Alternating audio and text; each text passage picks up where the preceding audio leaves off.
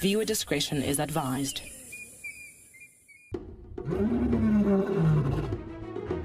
This is so amazing. You can see how close he is to us. That is insane! Standing by. Hello and welcome to the Masai Mara. As you can see, I am sitting with the Sausage Tree Pride. This is SafariLIVE.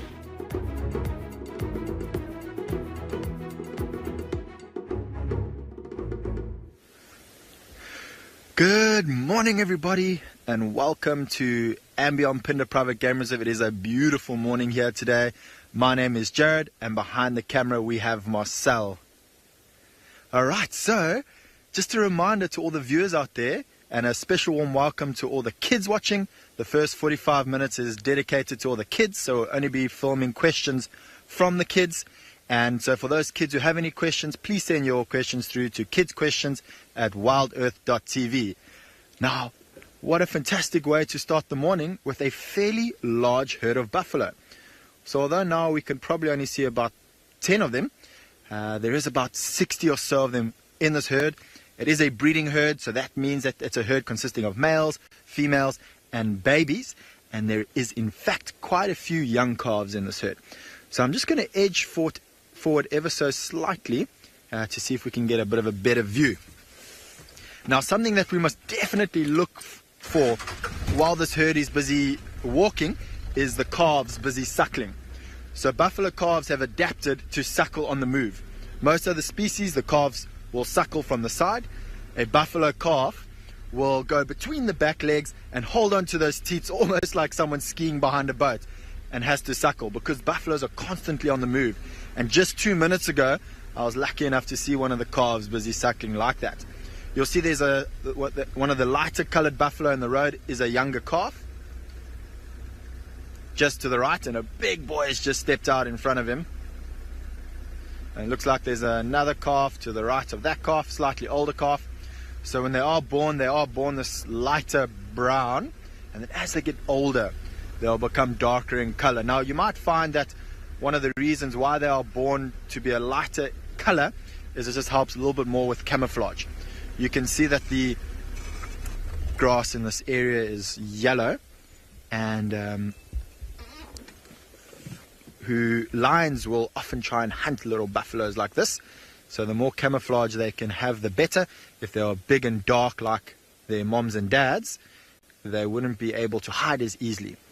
So those lighter browns just allows for better camouflage. So this herd, I think, has just woken up.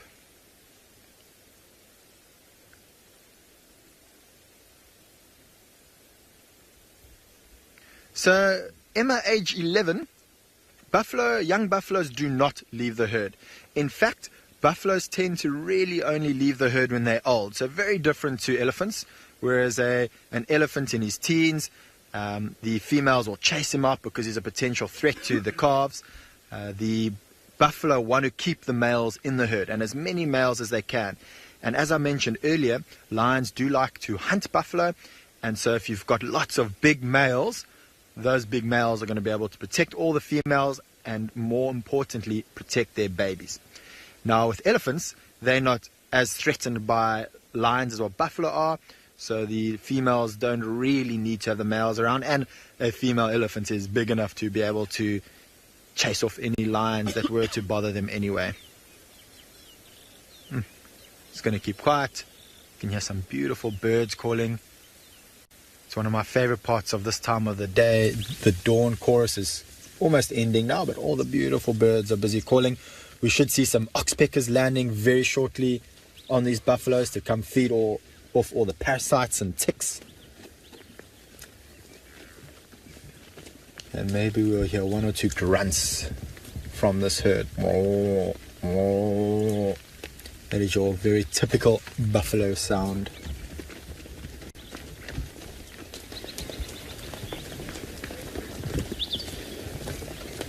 So it's actually not just oxpeckers. Everyone just imagines, okay, oxpeckers, they might be the only birds that you're going to find following buffalo.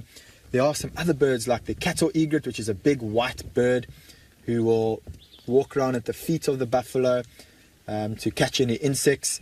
Now, I don't see any cattle egrets, and they're actually not a very common bird in this area, but something that we must definitely look out for is a bird called a fork-tailed dronga. It's a black bird, and starlings as well. Oh, there's a fork-tailed dronga just flying over them now, and they're going to be jumping from tree to tree following these buffalo, because as these buffalo are walking through the grass, you're going to find that they're going to be chasing insects out of the grass, which just allows for the fork-tailed drongas to catch those insects. Now, I must have a look at this female walking in the back. We can see that some of the oxpeckers have already arrived. Looks like they've just hit on the other side of her. They saw me pointing at them and said, "No, we're not here." But they're busy sitting on these buffaloes to feed off any ticks and parasites. Right, let's see if we can get a little bit closer.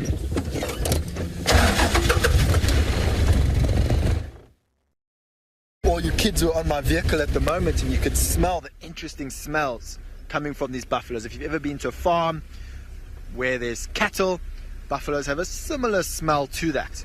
Oh, there's a little calf in the road. Have a look at that. Let's have a look to see if it's got any horns yet. Yeah, I can see that maybe about an inch or so of horn. So we know that that's maybe probably about a 2-month-old buffalo. Fantastic. What a way to start the morning. All right, everyone. So we're going to be sending you over to, I think it was Djuma. Might be mistaken, to see what they have and give you a little warm welcome today.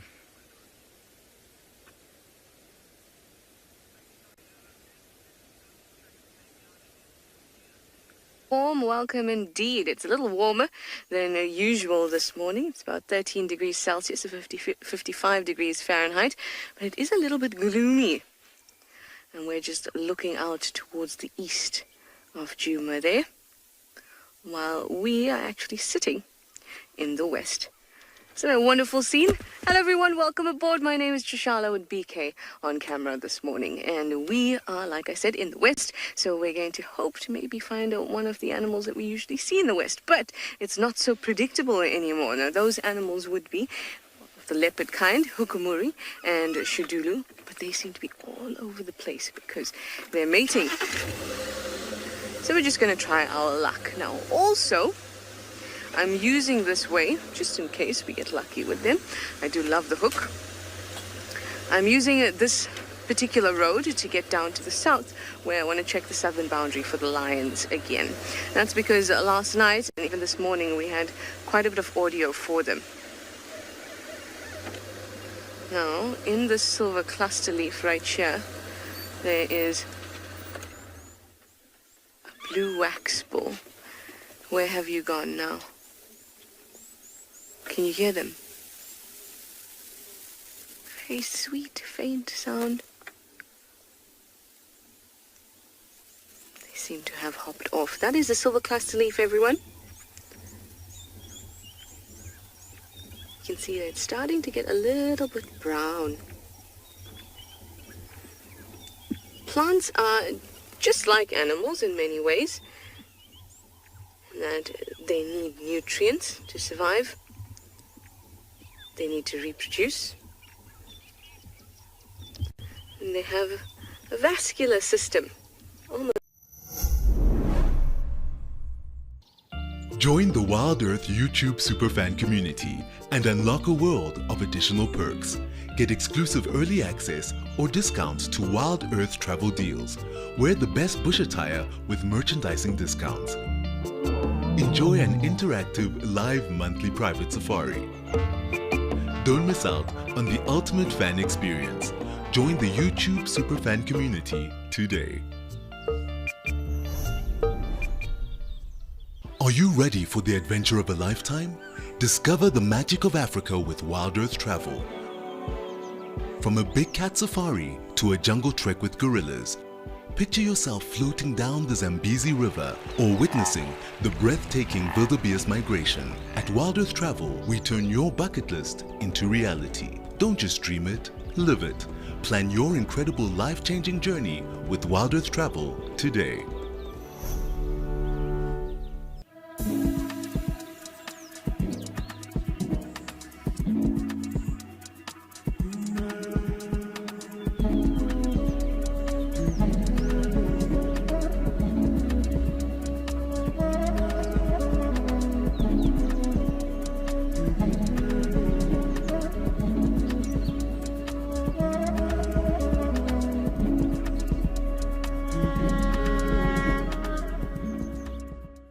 Chatting around the fire is an ancient practice that has connected humanity for centuries, and we want to keep it alive in our modern age. As an explorer, you'll have access to intimate gatherings with our naturalists, fascinating guests, and experts where we share knowledge, insights, and stories around a crackling fire. Rediscover the power of connection. Sign up to be an explorer today and experience the magic of Wild Earth's Fireside Chats.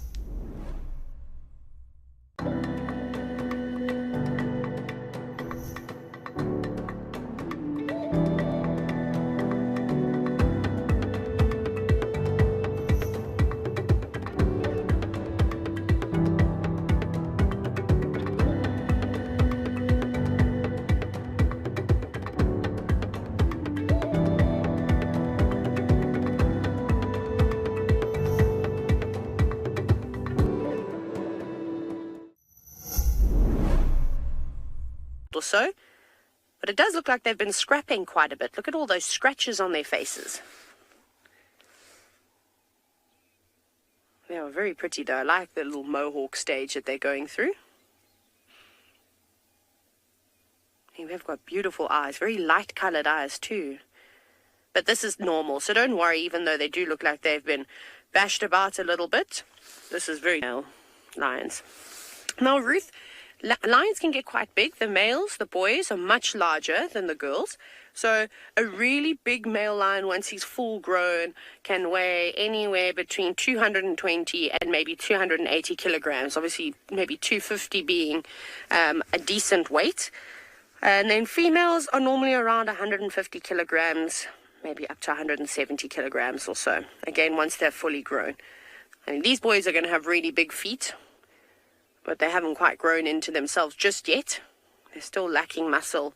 And it's this awkward teenage phase, basically, where they're kind of long and gangly, but they don't really have too much to show for it. Not yet. But they will become beautiful. And it doesn't look like they've been doing much cleaning of their, or grooming of their coats. They've got leaves in their manes. Their manes look very tacky. Their coats don't look nice and sleek and shiny. But I think when you've been running away trying to avoid the big males that live in this area, the last thing you have to worry about is brushing your hair. Isn't that right, boy? But it'd be nice to look at them and get some screenshots here if you can help me. So we can use for IDing. You can see that this young male in his left ear has got a nice nick in it. And actually both of them. So we can definitely use those to identify this fella. And then the other one we'll have a look at just now. Now, Gabriel, Pridelands is quite a big area. Remember, so it's all open to the Greater Kruger National Park. So that's about 4.5 million hectares of wilderness that these animals have got to roam around. It's a huge space, but where we can drive around, so Pridelands itself is about between 1,800 and 1,900 hectares, which is quite big. But then we can also drive on another property called Kwenga, and that's about 1,300 hectares or so, give or take a little bit. So we've got well over 3,000 hectares to drive around on. And for a big open ecosystem like this, very spoiled. It's so big for one person. For me, at the moment, driving around trying to find animals can sometimes be quite tricky because I can't get to all the corners. And we've barely been exploring just yet. We haven't been over to Kwenga. And I think that these males that we're looking at right now were with a pride of lions yesterday. They were sort of tailing behind them, but they gave us the slip and they crossed north out of our traverse where we can drive. So I'm glad that they've come back. But let's quickly have a look at this male and let's finish the IDing here. So you can see his ears are nice and smooth. They're not tattered like his coalition members' ears. But he's also got a very big scar here on his left eye. I think that will be there for quite some time. And then also got another scar in between his eyes going across the ridge of his nose. So it'd be nice to just try and get some of these shots. And hashtag Wild Earth, please share them on Twitter, on social media, so we can go back, because we do need to try and put some nice ID kits together and eventually give these two young boys a coalition name. But this is going to be some of the fun things that we will do over time. Just as myself and Mike, who will be presenting also from Eco Training, as we start to see these animals and familiarize ourselves with them. You can see they're starting to get a little bit tired now, hey? Those eyes are growing very heavy. They've probably been out all night. I heard them at about midnight roaring. And then again at about 4:45, they roared again. And it sounded a lot further away from where we found them. So they must have been on the move.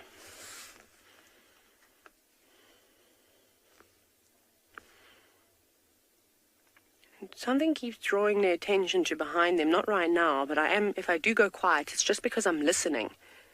Sounded like there were some distress calls coming from somewhere else, but I can't quite figure out what it is. Ivy, I really like the look of these males. I think they've got nice character. I like that they've got very light eyes too. They're golden.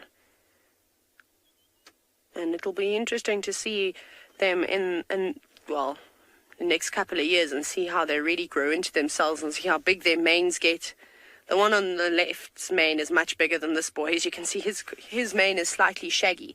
So this is the other thing, is that I don't know if they've come from the same pride, these two boys, if they are, blood brothers from one lioness, or are they, a couple of months apart from two different lionesses from the same pride, or did they just meet up along the way when they dispersed from their pride, and are they not related at all? So we will do digging. The internet is a great place to find all sorts of pictures, and I know a lot of you are really good at that. So I will check Prideland's Conservancy, Facebook pages, and they've got Instagram and all those things, and I'll ask people in the surrounding areas, because I'm sure these boys go up into Jijani, they definitely go into Kwenga, so we'll be finding people who have seen these animals, and maybe they can tell us, they've seen them here, they know which pride they're from. So we have to play investigator now, because these animals aren't followed like they're followed in the Sabi Sands, where people have been following them for years and years and years. And these boys could have come from far and wide. They could have come from the Klaseri, or they could have even come from Baluli, or maybe even in Kruger National Park somewhere. But it's not only the few of us that you've already met this morning. There's someone you haven't seen just yet. Let's go over and say hello to Steve.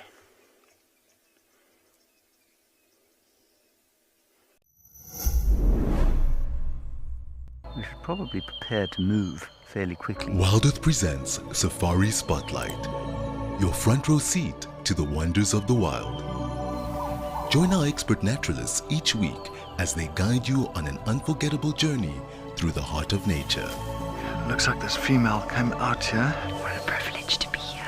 Subscribe to the Wild Earth YouTube channel and never miss a moment of the adventure. Wild Earth, connecting with nature. Get ready for an adventure of a lifetime. Wild Earth Travel is proud to launch a brand new grand tour. Backed by popular demand, join us for an unforgettable experience where you'll meet Wild Earth presenters from past and present, participate in an exclusive rhino conservation project, and even take a masterclass in wildlife filming. And of course, you'll get up close and personal with your favorite animal characters. Book your spot now and dive into the wild with Wild Earth Travel.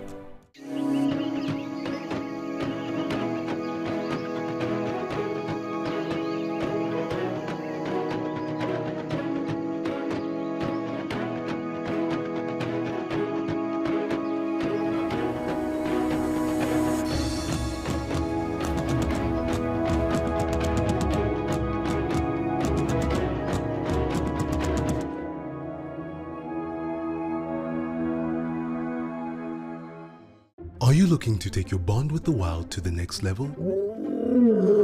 Download our app and access in-depth chats with our naturalists and special guests. Connect and converse in real time on our Ask Me Anythings, fireside chats, hangouts, and town halls. WeChat, available on the Wild Earth app. Wild Earth, we are Safari.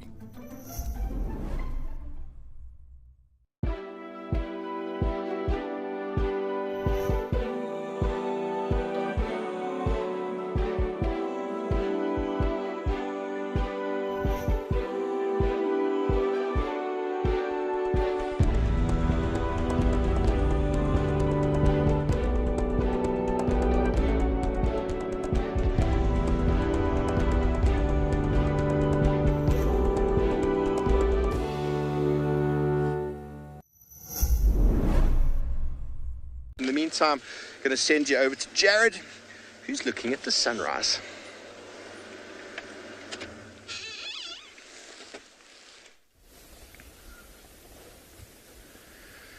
All right, so while we give Steve some time to try find Tundi, have a look at this beautiful African sunrise we have this morning. One of the things that's making this particular one so special is above the clouds we have above the sun, we have some clouds, and then below the sun, we've got some mist. Now, that mist is actually rolling from the ocean. We're not particularly far from the ocean, probably about 20 kilometers.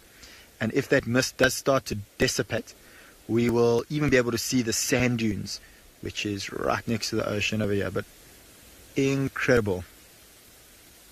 So we're still with the buffalo. You might be able to hear some of the oxpeckers behind us going.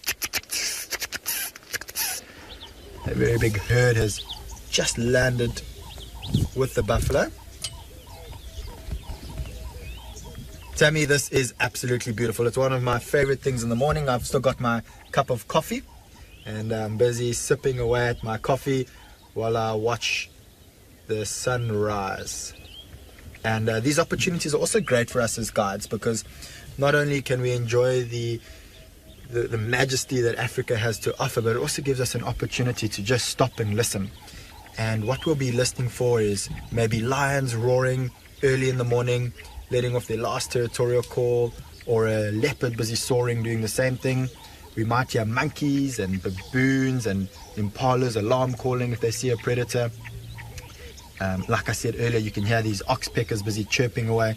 If we were looking for rhinos or buffalo, we'd also listen out for these oxpeckers to hear them chirping away, as they often make when they're busy landing on the buffalo or when they're flying off. But isn't that just gorgeous? You can start to see the sort of golden lining along the clouds, and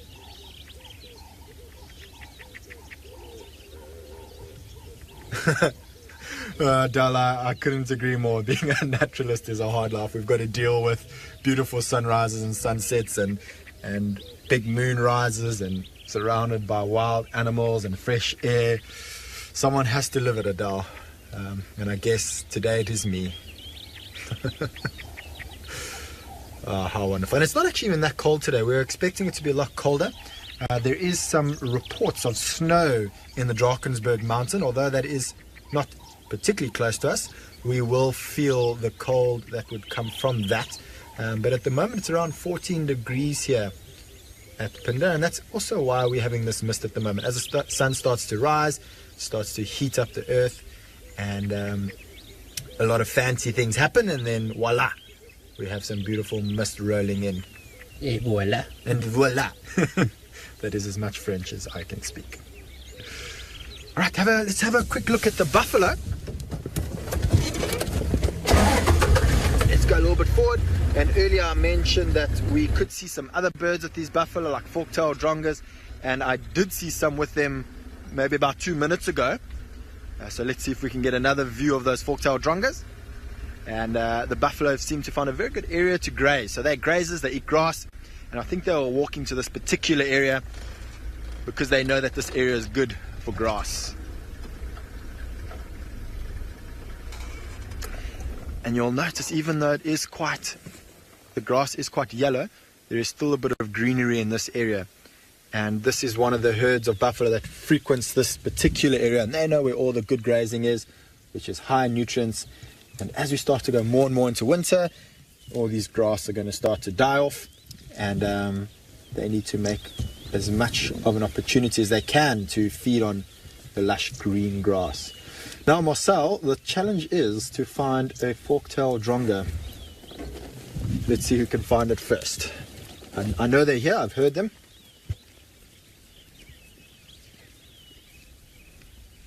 And there was 4 while they were viewing the sun, and now they've disappeared.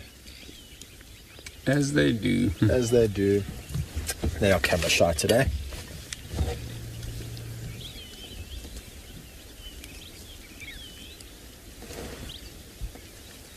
Sorry, can you repeat that question? I didn't catch it. Do buffaloes play like others?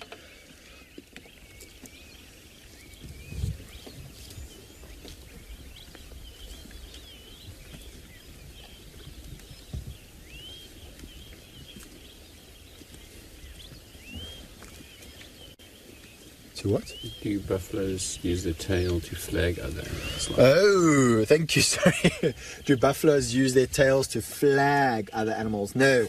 So, for those of you who don't know what Dave is talking about, when a buffalo runs off, they put their tail in the air like this, straight up, almost like an antenna running behind them. Sorry, a warthog, with their tail right behind them. Now, a buffalo doesn't do that.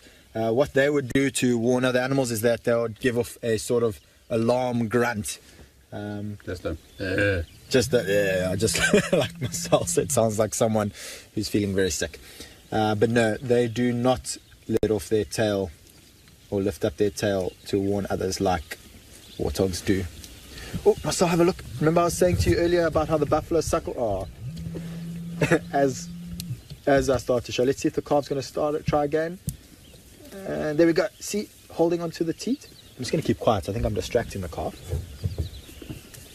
Come on, suckle. There we go.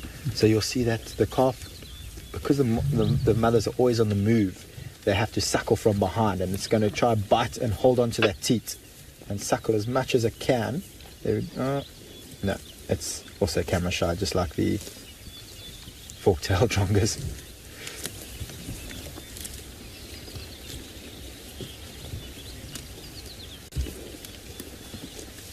There we go. As he's suckling from behind. Oh, so we've just heard some lions busy roaring off in the distance. So I think I'm going to leave these buffalo now, and we're going to head into that area where the lions are busy roaring. Maybe only about 1 kilometer away, probably between here and the lodge. So let's head over to Trish while we go search for those lions. Exciting.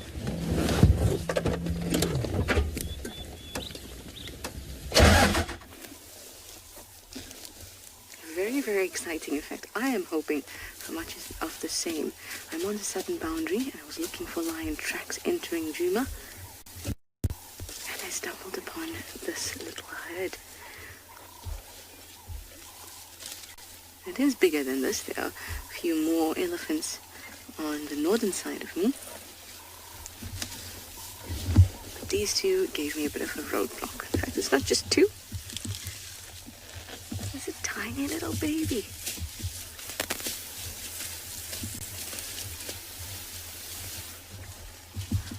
Can you see how that baby's ears are not waving about, but it's against its body? That's because all those veins behind the ears that help it cool down, it's trying to cover them up so it can stay warm.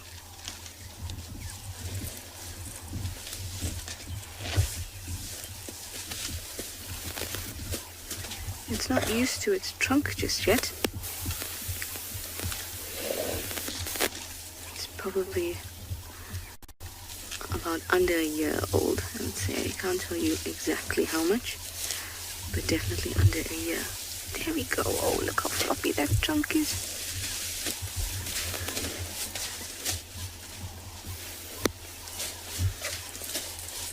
It's trying so hard to use its trunk like the adults do. Now, adults would wrap their trunk around that branch and then strip it. That's what that animal is trying to do, the little one.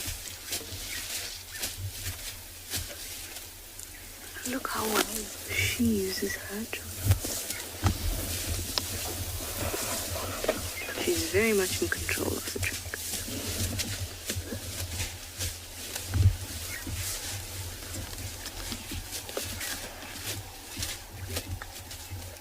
They're dusting off any sand on the grass before they eat it so they don't damage their teeth.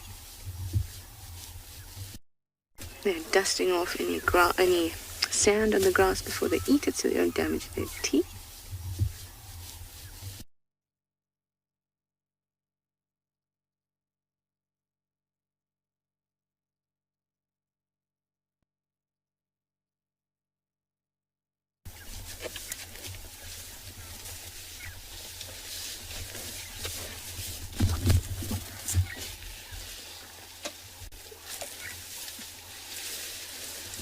Sorry guys, we had a small drop, but we're back.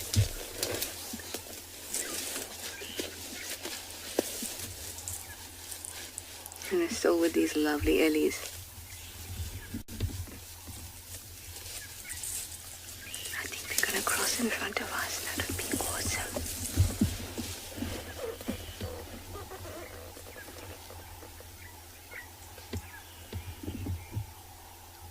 Hi Julian, you're 4 years old. You'd like to know, do elephants sleep lying down or standing up? They do both. You know, sometimes Julian, you sleep and you have a really good night's sleep. You have dreams, all of that. That's necessary. But in order for that to happen, we call that REM sleep. In order for that to happen, elephants have to lie down. So you'll see adults lying down, but not for very long, just for a few minutes. Babies sleep lying down a lot more. But when they just want to rest, then they sleep standing up. Now they can do that because they have something called a stay apparatus. That's how it's kind of a way that their legs can stay locked without them putting any effort into it. So they won't just suddenly collapse. But you do see them kind of sway to one side sometimes.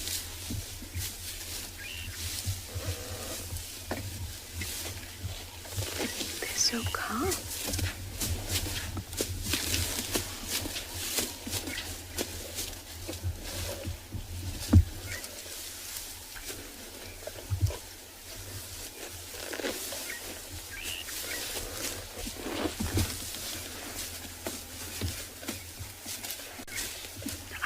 A little bit quiet because I want to listen, see if we can hear lions, because there's been reports of audio for lions coming from this side.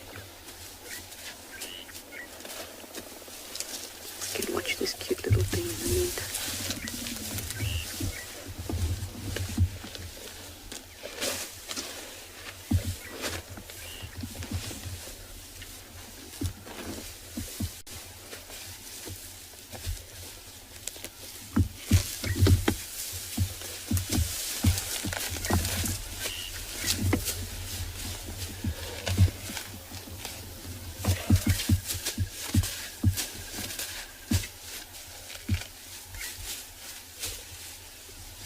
Hi Maddie, you're 8 years old. You have a great question.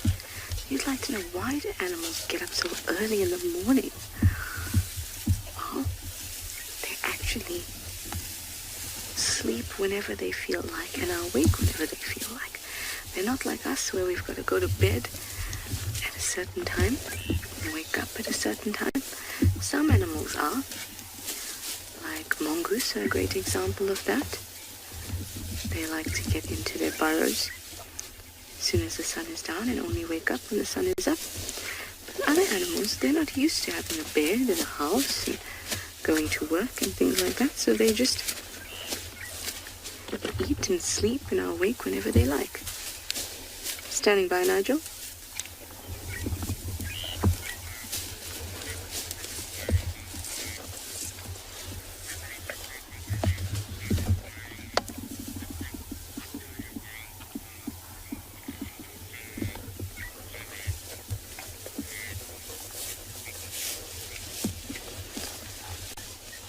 Copy. Which section of Gary, Maine?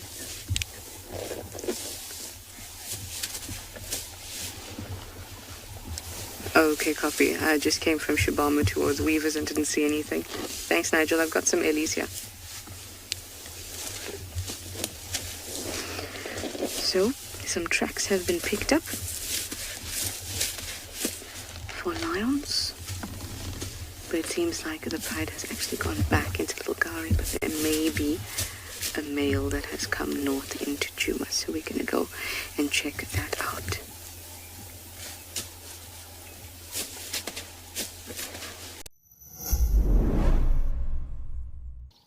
Join the Wild Earth YouTube superfan community and unlock a world of additional perks. Get exclusive early access or discounts to Wild Earth travel deals. Wear the best bush attire with merchandising discounts. Enjoy an interactive live monthly private safari. Don't miss out on the ultimate fan experience. Join the YouTube superfan community today. Are you ready for the adventure of a lifetime? Discover the magic of Africa with Wild Earth Travel. From a big cat safari to a jungle trek with gorillas, picture yourself floating down the Zambezi River or witnessing the breathtaking wildebeest migration. At Wild Earth Travel, we turn your bucket list into reality. Don't just dream it, live it. Plan your incredible life-changing journey with Wild Earth Travel today.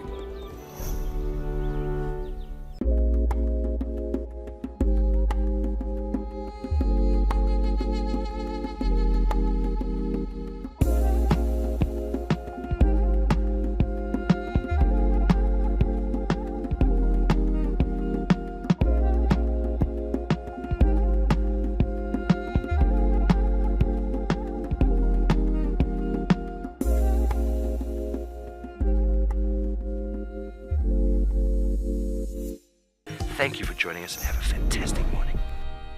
Did you miss all that?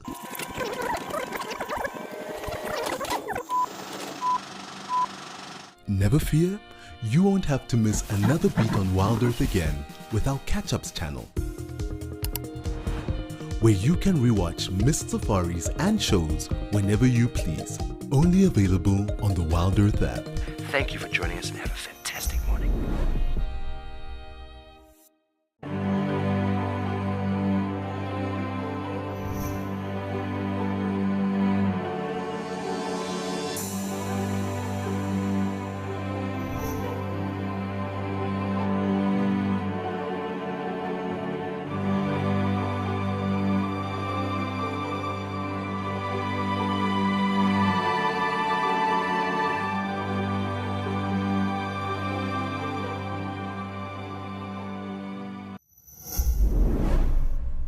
Marcel had to take it off of... Oh, here comes a lion, Roger. Roger. Wow.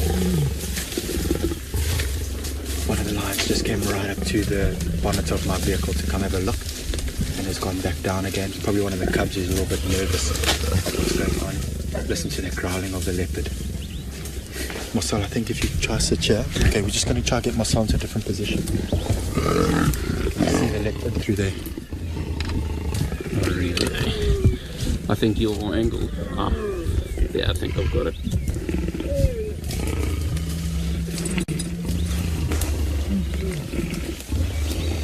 Yeah, just. So you can probably just see the rosettes of the leopard. There is one of the younger lions, maybe 2 meters or so to the left of the leopard. One of the larger females seems to be towards the right of this leopard. I think that this leopard's going to be able to survive this. So fortunately, I think that we don't have to stress too much, but it is a very stressful moment, particularly for this leopard. Looks like one of the lions is right behind the leopard. You'll notice that the leopard's on its back, and by being on the back like this, it's able to defend itself as best as it can.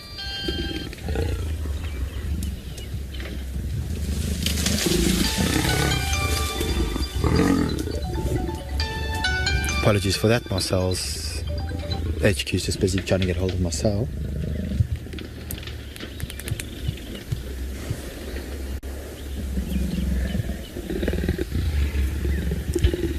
Shame this leopard's having a terrible day. Okay, I'm I'm going to keep quiet for a minute or so you can listen.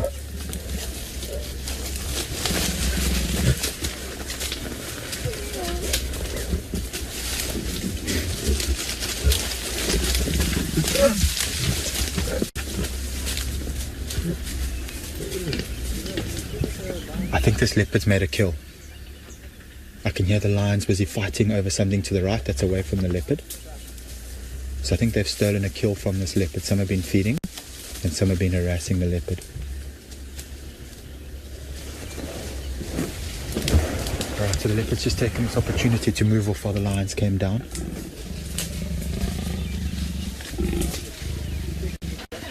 So unfortunately where we are, there's no tall trees, and that's why the leopard hasn't been able to climb into any of the trees. There we go, the leopard's busy growling to my left. There's a lion coming back.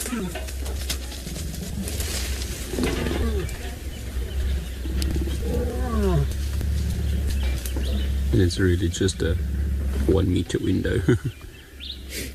That's fine. I do apologize that you guys can't see too much, but I couldn't agree more. I want this leopard to run, or more so than run, climb. Find the closest tree. He needs to find a nice tall tree. Lions can climb trees, but he's much lighter than the lions, and so he can get to parts of the trees where the lions wouldn't be able to get to. There's a better climber. Oh, do you hear that deep growl?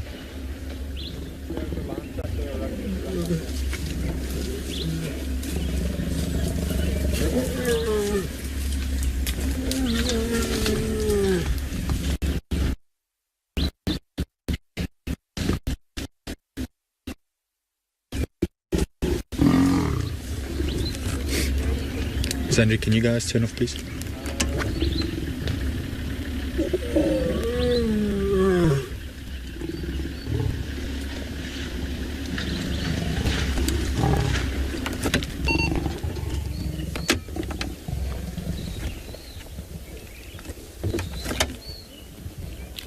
Sandra, do you guys have a better view that side? The vision of what line is in front of our vehicles now, but we don't have vision of the rest of the pride. Copy. Alright, so I was just speaking to my colleagues who managed to find these lions. Remember earlier we said we heard the lions roaring, and so we let them know, and they came into this area. It must have been about the time that they've just come across this leopard. So this poor leopard's had these lions harassing them for about 20 minutes or so. But it seems like the growling of the male leopards calmed down, so maybe the leopard's able to have moved off from here. Now these lions are looking down to my right, is where I think that there's a kill. I think this leopard's very lucky that the male lions that are part of this pride isn't here, because male lions being much larger than the females would have been able to kill that leopard easily. Derek, at the moment it doesn't look like there's any large tree. I can see one sort of larger tree to my left, but nothing too big, because generally that's what leopards would do. The moment they see a predator, another predator like wild dogs or lions in this case, they would find the closest tall tree that they can get into. But I think these trees are quite small, and if they had to get into the tree, the lions might be able to follow from below. Lions are very capable of climbing trees, not as good as leopards, but they want a tall tree so they can get high up to the top where the lions wouldn't be able to get to. Listen.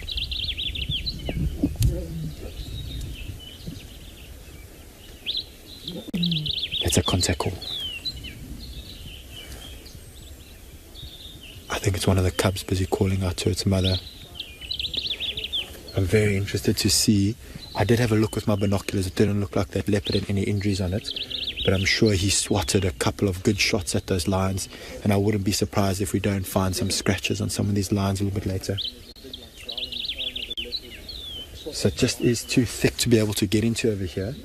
So I think we're going to have to wait a little bit later for these lions to, once they've done feeding on this carcass, well, I think there's a carcass, down to the bottom. Once they leave, it is quite open, so I'm sure later on today they're going to come out into the open area. But I think fortunately this leopard has got away, thank goodness. Whew, that was intense. This is a first for me in my 7 years of being a guide. I've seen lions chase leopards up into trees before, but almost no interaction at all. Over here we had the leopard on its back, busy swatting towards the lions surrounding him, trying to come in, and the leopard exposing his paws and those long claws towards those lions, which was a little bit threatening towards them.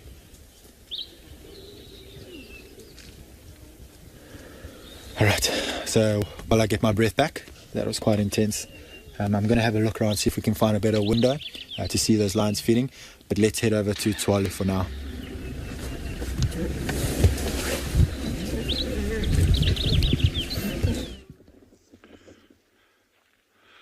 Good morning from a slightly blustery day in the Kalahari. We are here at Tshwane. As always, Jandre on camera, and my name's Dylan. It's great having you with us again. We've decided to come back to Mosadi and her little group of meerkats this morning, just to see what they're up to. They're definitely back in this burrow system here. Still no sign of the others, unfortunately. But we're just going to spend a little bit of time here today and just see what transpires. We are in for an incredibly blustery and cold next couple of days. Our temperatures are going to go to a maximum of 10 degrees, that's centigrade, and going down to a low of -2 with a lot of wind. So the wind chill factor is going to go make the temperature go down even further. But you know, Jandre and I think we'll find ways of surviving. And it's always good being out and having you with us. So let's see what the next couple of days holds. That cold front should last. It'll be from Thursday right through to Saturday. So it's going to be quite chilly over those coming days. Hey, but that's fun anyway. That's also, the weather is part of these experiences. So I hope all our colleagues down in the Lowveld don't get this cold front. So these cold fronts, interestingly, just in terms of weather phenomena, our cold fronts that we get at Tshwane Kalahari are normally pushing in from the Atlantic seaboard. So what we've got now, this morning, you can see like a lot of movement on the grass, a lot of wind. So the wind, that direction that Jandre is now pointing at is pretty much due north. So you get the wind coming out the north, so it's a northerly wind pushing south. So what happens is it's blowing from a high pressure cell, clear cold air, into a low pressure cell, which is what's developing over the Atlantic. And over the next couple of days, you'll see the wind is going to make a 180-degree shift. It's going to start blowing straight out the south, and that's when the cold weather is going to hit us. It's going to be quite a cloudy, very, very windy, and of course, that's going to have a big impact on things like meerkats, aardvark, pangolin. And again, geez, that pangolin sighting we had yesterday was just off the charts. Jandre and I were chatting about it on the way home. And then also something interesting in terms of how little we know about these environments. On the way home, we encountered a mouse. Now, a mouse would be like, oh yeah, it's another mouse, you know. But we got little photographs of this mouse, very, very grainy, not great, just on a cell phone. But it's called a Cape short-tailed mouse, or short-tailed gerbil. That's a new species for our species list. They're very common in southern Africa. It's not that they're uncommon, it's a common species, but we've never recorded them on Tshwane before. So it just shows you, Jandre got a new mammal for his record yesterday, and I also got a new mammal. So that's like, whoa, it's like a win-win there. So it just shows you never know what you're going to get, and the more time you spend outside, whether it's in your garden or in a reserve or a national park, you can always, if you keep your eyes open, you're always in for a chance of finding something new. So we weren't here yesterday. Our meerkat habituator, Rebecca, she was. So we're not sure which actual burrow hole they went down, but they're definitely at this burrow system. So it's going to take us a little bit of time with this wind. You know, they're probably going to come out a little bit later than usual. But we're also just very keen to keep tabs on this group and just see what they're actually going to be doing, you know, over the coming days with this cold weather and with this badger incident that went on. It'll be just really nice to keep following them and just seeing so we don't lose track of the group. But while we're waiting and having another cup of coffee, yeah, great having you with, and head over to Pinda and see what they got.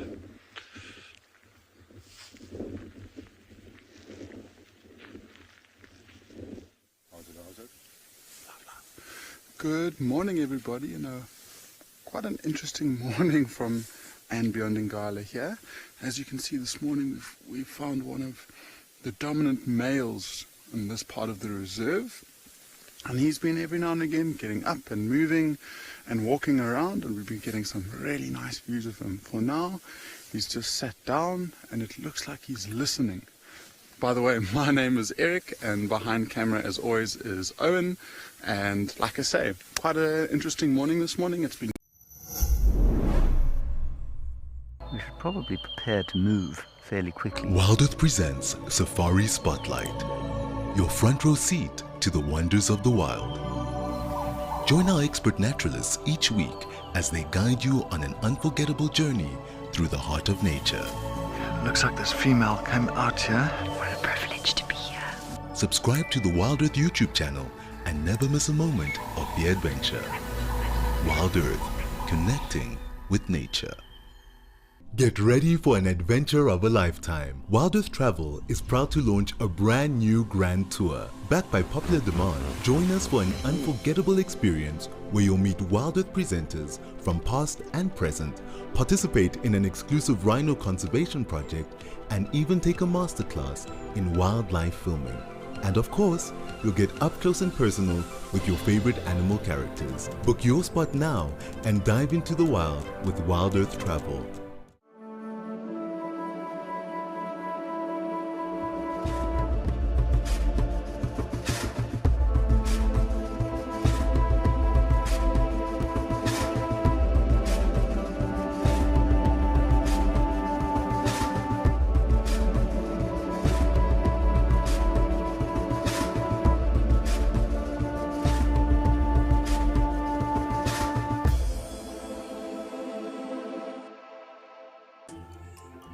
Not everyone gets excited to hear a leopard chuff, spot a pangolin, or see a real impala rut.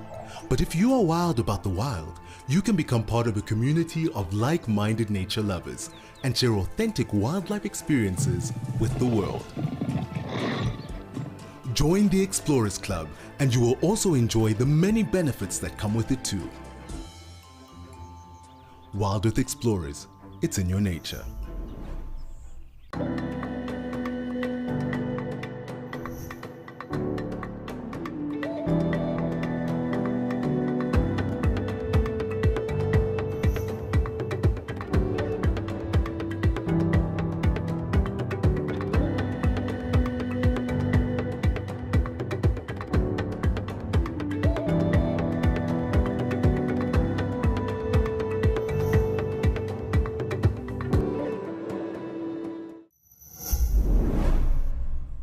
He is majestic, and I'm sure if you've been watching over the last couple of months, you might have seen these males quite often, and I wouldn't classify them as the biggest male lions that I've ever seen in my life, but they still have got this presence around them when you see them. They're just absolutely beautiful. And what they lack in size, they have in aggression, and they really work well together as a team to drive away potential threats. And we've been thinking, and there's been one or two times where it was in the balance where we thought that maybe they could get chased away by a few other dominant male coalitions that are in the area. There was two male coalition that came in from the east, so somewhere around the Kruger National Park, and they were literally one day, they were right in the middle of the Timbavati River, pretty much exactly where that lioness gave birth to her cubs. So before she gave birth, but I mean several months ago. And they were there, they were vocalizing, they were roaring. The Pride of Lions, the Birmingham Pride, they turned and they ran in the opposite direction. So we thought, this is going to be the time where these male lions or these Ross males at least get chased away. But 2 days later, Ross males were found again in the morning, being dominant, scent marking, vocalizing exactly where we last left those two unknown males. And so as soon as they feel that there's a potential challenger in the area, they flip a switch and they just go full-on male lion.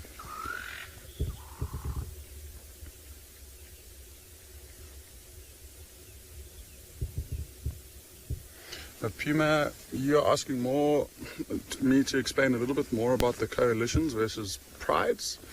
So coalitions are male lions, and male lions are basically from the same litter most of the time. And so, for an example, the Birmingham Pride that we've been seeing a lot of the time is within the 8 cubs. There's 3 males.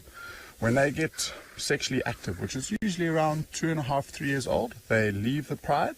And when they leave the pride, they go and look for a new area to try and take over. And as a result, they form a coalition because it's a lot easier for them to take over new areas, to defend prides, whereas prides tend to be more females. And so the females are a lot more consistent. You'll have the core set of females, and then their cubs vary from time to time. So the females of the same litter of those males that would leave would stay within the pride.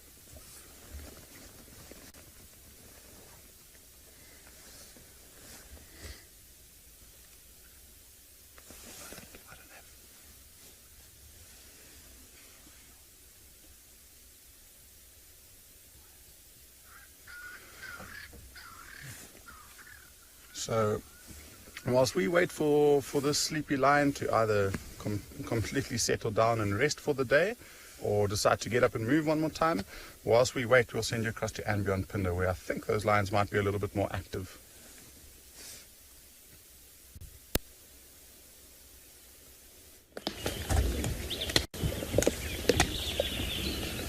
So it seems that I was right. These lions are busy feeding on what looks like an inyala. I haven't had a really good view of what they're feeding on yet. I just saw one of the legs come up, and so, like I said, I expect that this is a inyala that the leopard killed earlier. And I wonder if these lions didn't hear the leopard kill the inyala and then come over to investigate and chased it away. Now I just want Marcel to quickly film the tree to our left. So we'll have a look there just now, but I can see lots of claw marks going up that tree. So I think that these lions chased the leopard up the tree and might have followed, and then maybe the leopard jumped out of this tree, ran for the drainage line, which is where we saw them busy fighting, and that's where the lions managed to corner him in the drainage line. They're probably hoping to find some taller trees like this one in that drainage line, on that riverine behind us. But yes, fortunately it looks like he managed to get away unharmed. I guess time will tell. We'll have to go look for him to see if there's any wounds, but I haven't seen any. And there's still a little bit of tension over here. I can see that the youngsters are being very cautious around the mother. So the one that's busy feeding at the moment is the younger adult of the female. I haven't seen the old lioness here. I'm not sure if she's still where we left them earlier around the area where that leopard was. But as far as we can see, I've only seen one adult and 4 youngsters. Now it does sound like I can hear some chewing off to my right. So it does sound like that some of the youngsters might have been able to get some of this carcass. But it seems that this larger female is, or adult female is feeding on the majority of the carcass. And it's been quite interesting because you'll often find that the cubs and juveniles will dominate the adults off of the kill. But I think with everything that has happened this morning, and it's been quite a tense moment, I think even they're a little bit nervous and have approached the adult female very gingerly, which they generally don't. Normally the 4 of them will just completely bully the adults off of the kill, and they tend to get the majority of the meat. Yeah, it looks like one of the younger females busy walking around smelling. You can see her nose down to the ground, trying to see if she can pick up any scraps that have been left behind. So when these lions were fighting over this carcass earlier, when I heard it while we were with the leopard, I'm sure it was pulled apart, and there's bits and pieces of this, like I said, I think it's an inyala, of this inyala all over the area here. Now we'll never know, maybe this leopard had the inyala in the tree and the lions jumped up into the tree and chased the leopard off and were able to drop the carcass out of the tree. I guess we'll never know, but there's a few options. But I think let's just keep quiet for a while and listen to them chomping away, listen to the grunts that they have, little growls towards each other.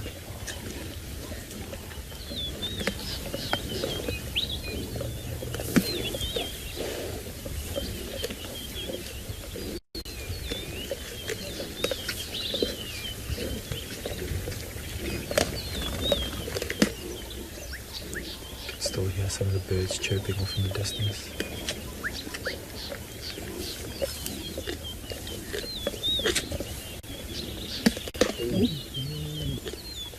A little bit of a growl there from the two siblings. Maybe the one got too close to the other sibling that was feeding.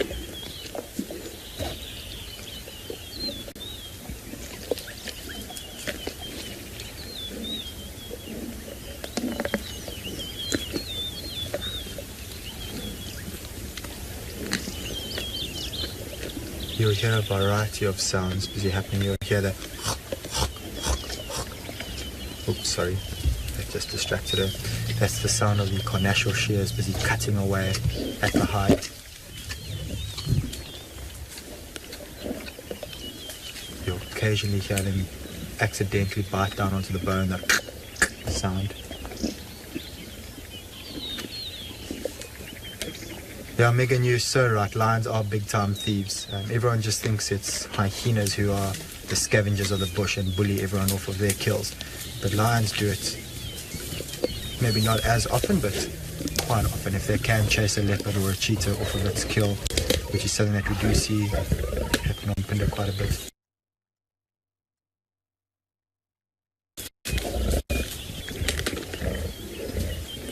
So the reason why there was a little bit of growling there is one of the young males came over towards the female that's busy feeding, and she was just letting him know, you come close, you're going to get a swat.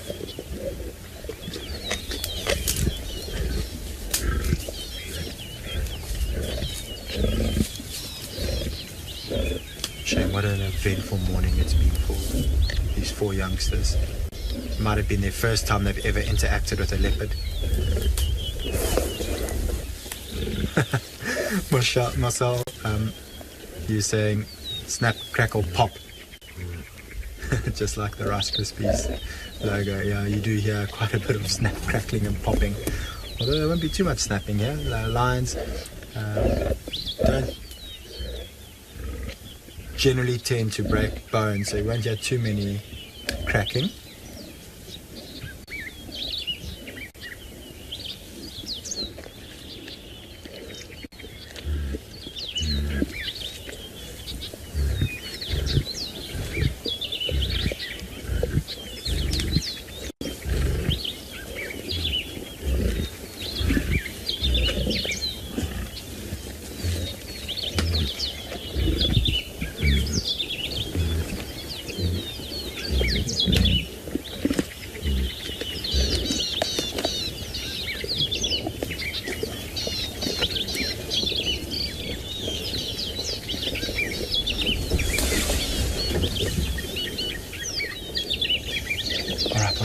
I'm just going to edge forward a little bit and then we'll stop to listen again. I can see some of the youngsters busy feeding next to each other.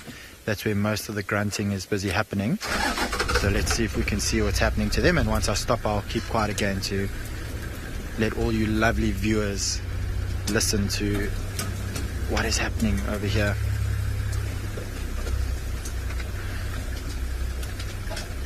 Tell me. Join the Wild Earth YouTube superfan community and unlock a world of additional perks. Get exclusive early access or discounts to Wild Earth travel deals. Wear the best bush attire with merchandising discounts. Enjoy an interactive live monthly private safari. Don't miss out on the ultimate fan experience. Join the YouTube superfan community today. Are you ready for the adventure of a lifetime? Discover the magic of Africa with Wild Earth Travel. From a big cat safari to a jungle trek with gorillas, picture yourself floating down the Zambezi River or witnessing the breathtaking wildebeest migration. At Wild Earth Travel, we turn your bucket list into reality. Don't just dream it, live it. Plan your incredible life-changing journey with Wild Earth Travel today.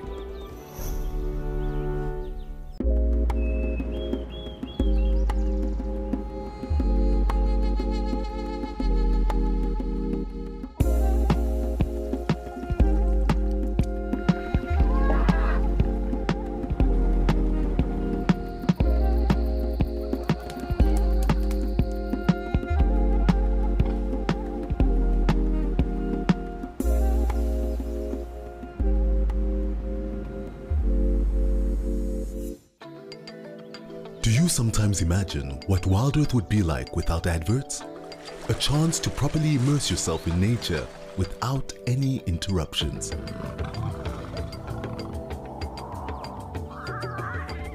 Sign up to be an explorer for a small monthly fee and you can truly escape into the wilderness. Ad-free viewing is now available on our app as well as on our website. Wild Earth, it's in your nature.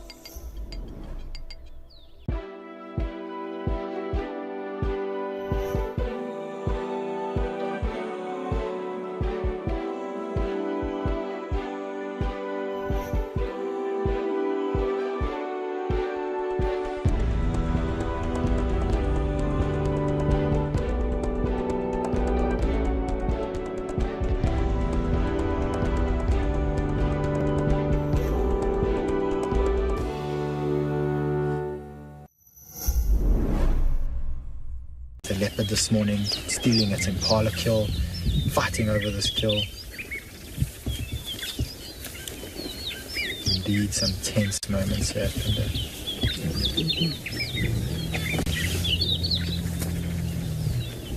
So the males coming back to where everyone was feeding to try to see if they draw.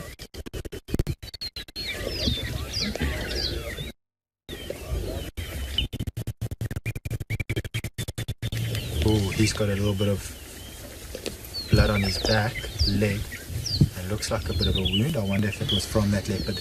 Maybe got just too close. Being one of the males or younger males in the pride, he might have been a little bit too eager to prove his might to the rest of the pride. I'm just going to reverse.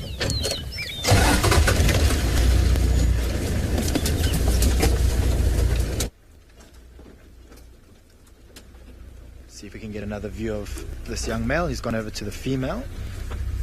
Let me know when it's good to stop there, Marcel. There we go. So it looks like there's 1, 2, 3, 4 of them over here, all waiting their turn, waiting for the large bear, for the mother of 2 of them, or sorry, the mother of 3 of them, to stop feeding.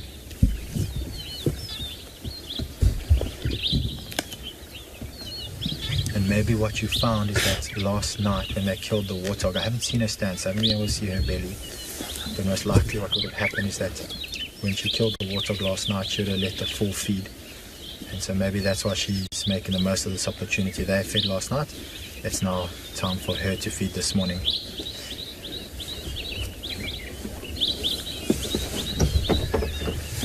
What's the other one? It's busy lying right behind her, as close as I can to the carcass.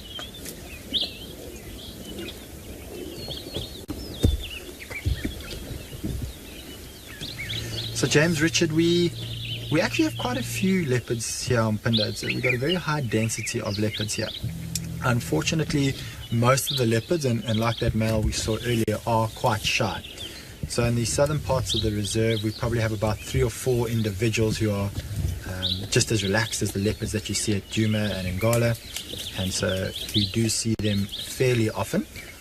But I would say about 80% of the leopards that we have here on Pinda are unfortunately not used to the vehicles, and they generally tend to move off the moment they see us. And so most of the leopards that are here that we do view are females. We've got 1 or 2 males in the south of the reserve who are okay with us viewing them, more so at night than in the daytime. And then in the north of the reserve there is 1 or 2 young leopards who have just recently become independent, who are quite relaxed, but their mother is very unrelaxed. So, not the best leopard viewing in the world, but if you do ever come and visit here, we do tend to at least see 1 leopard in a stay, if you're lucky. Looks like one of the young females is heading straight back into the direction where the lions were busy fighting with the leopard earlier. I wonder what it's going to go do.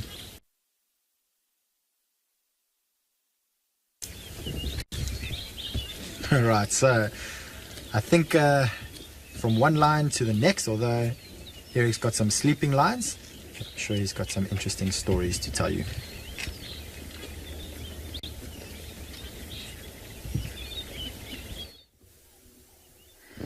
Welcome back to Ngala, everybody. As you can see, that big white blob just off center on the screen is that male lion. And he hasn't moved around pretty much at all since we last left him. And now that he's got his head down flat, panting quite heavily, it might be the end of his day for now. Every now and again he picks up his head and it sounds like he's responding to some noises around him, but he hasn't really given any sign of movement yet. You know, we've been in the same spot since we last left you, and we haven't heard anything either. So maybe he's decided to give up. He hasn't heard the response of any of the pride members that he's looking for, and so maybe he's just deciding that it's now a good time to conserve energy and rest, and then he might try again this afternoon by walking and vocalizing and roaring occasionally to try and find the rest of the pride.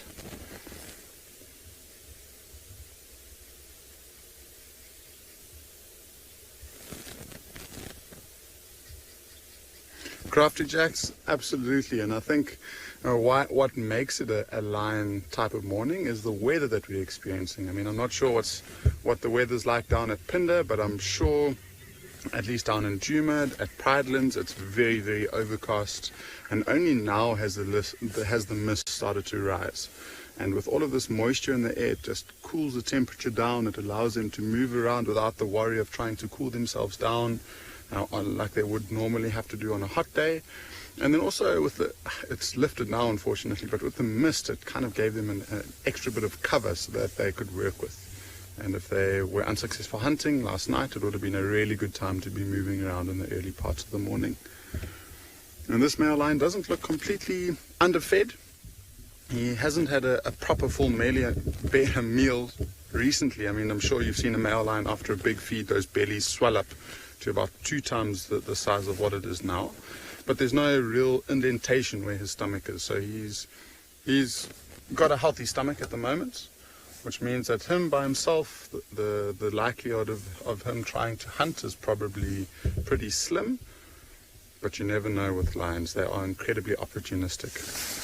We had maybe about 2 or 3 months ago, we had an absolutely amazing sighting with his brother, who single-handedly attacked and killed a fully grown big male buffalo.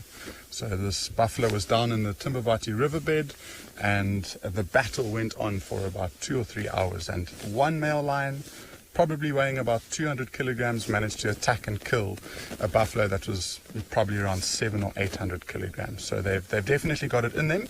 They just need to choose their time and their place.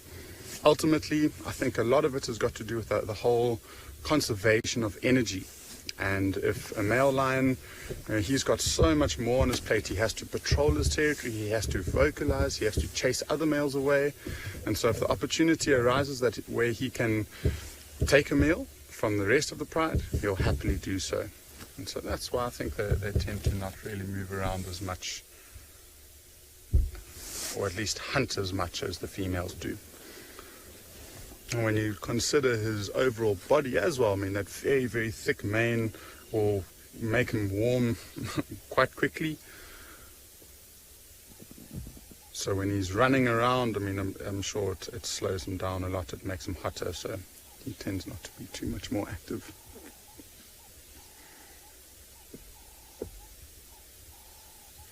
And he has moved, or I mean, I don't actually remember the last time we saw him and his brother together. It was probably when that pride of lions was hanging around that big waterhole that you've probably become quite familiar with in the eastern part of our reserve.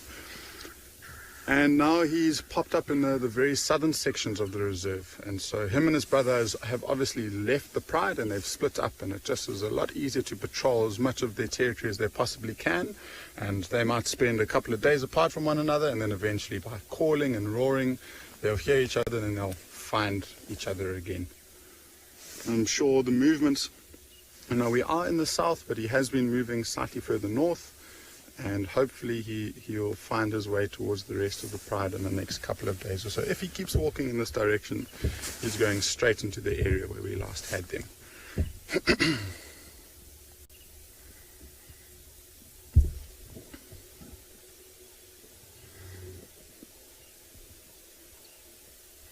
See, again, just to reiterate the camouflage that mane serves.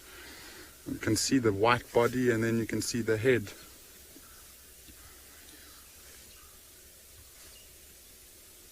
So very, very, very camouflage, especially with that mane. And I mean, if he was hiding in the long grass waiting for something to come, he would turn onto his haunches and crouch down. And so none of that white would be exposed. It would just be basically that very dark mane that he had. He would drop his head very, very low down, and basically if anything was walking past, the only thing that they could potentially see is that mane. And at this time of year, you have to have incredibly good eyesight to be able to pick out a mane when it's so well hidden.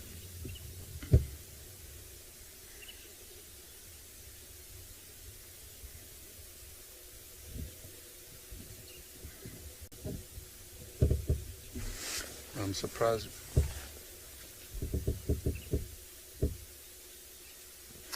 Rob, you're asking the lifespan of a lion in the wild. And with male lions, because of the intense life that they lead, because they're needing to take over a pride of lions, because they're needing to protect that pride that they've taken over, they tend to live quite a lot less than females do. And so, I mean, the average lifespan of a male lion in the wild would probably be in the region of 10 to 13 years old, I would say is the maximum. I mean, from the age of about 7 or 8 years old is when they're really in their prime, and then from there they start to deteriorate. They start to get weaker, they get older, and all of the taxing activities that they've had to do over their lifespan has really started to take a toll over their body. With the females, because they don't actively defend the territory as much as the males do, they do definitely have to defend their territories when other females come into the area, but it isn't nearly as much as these male lions. They've also got the help of their sisters, their aunties, their nieces, whatever the setup of the pride might be, and so they tend to live a little bit longer. And a female lion, I think, can potentially live until about maybe 17 or 18 in the wild. There are 1 or 2 recordings of lions that might live, or females that might live up until 20 years old, but that's an abnormality. They tend to live a lot less than that. It's a very short and action-packed life for these really big cats.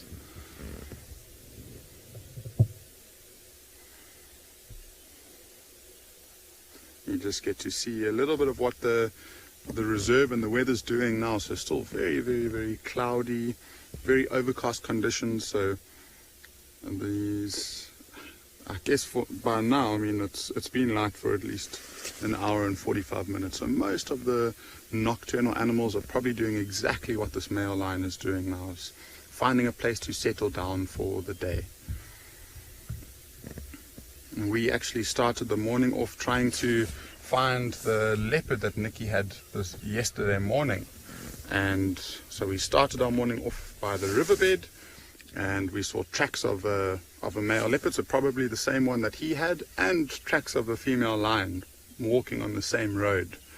But there was a layer of condensation, or at least moisture on top of the tracks. And so that was probably from a little bit earlier on in the evening, maybe closer towards 8, 9, 10 o'clock at night, somewhere around there.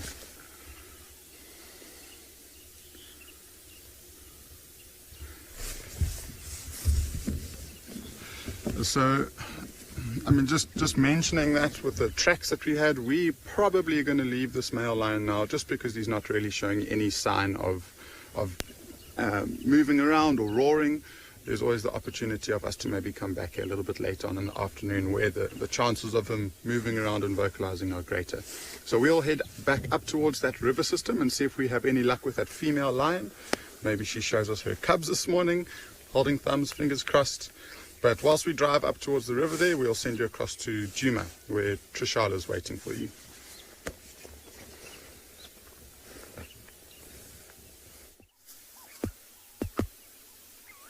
We have another roadblock. The elephants have been great to us these last couple days. Hey, girl. Where did you even come from behind that mound? And you've been eating? You can see that her one tusk is actually broken.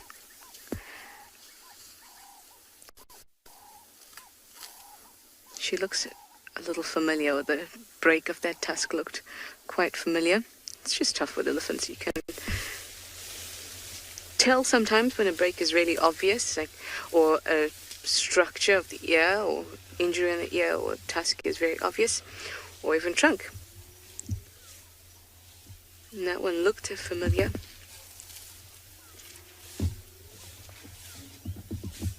So maybe it's a herd we know.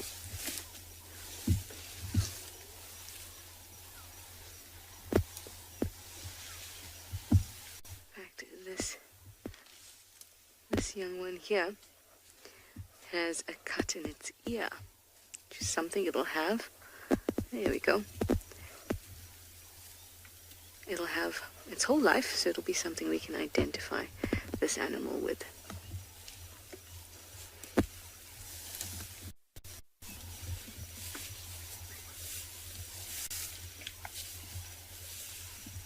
I can't imagine how tasty the dry grass is at the moment.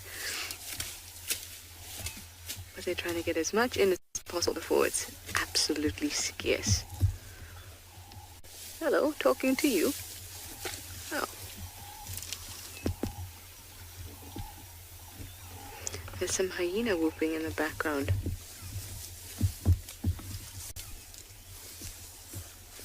Speaking of which, I will go check the den today, or this morning as well. And then in the afternoon we can kind of establish if there's fresh tracks around. Oh, she's decided to move her den.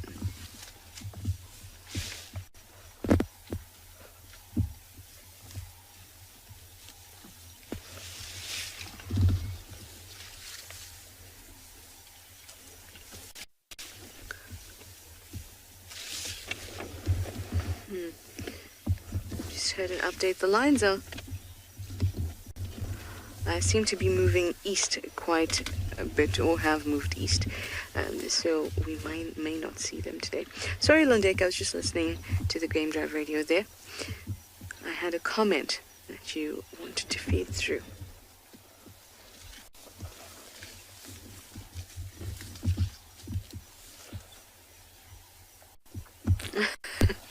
Megan, you say you love it when elephants have their sassy pants on. I do too.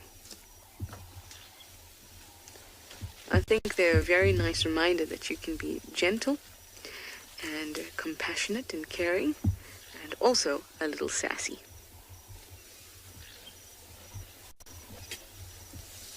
Big lovable sass balls.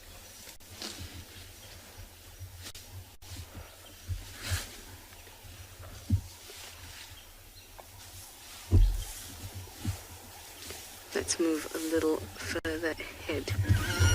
I think there's more in front of us. Can't see too much past this mound. Also a whole lot behind us. At least they were. They're all over this block, kind of spread.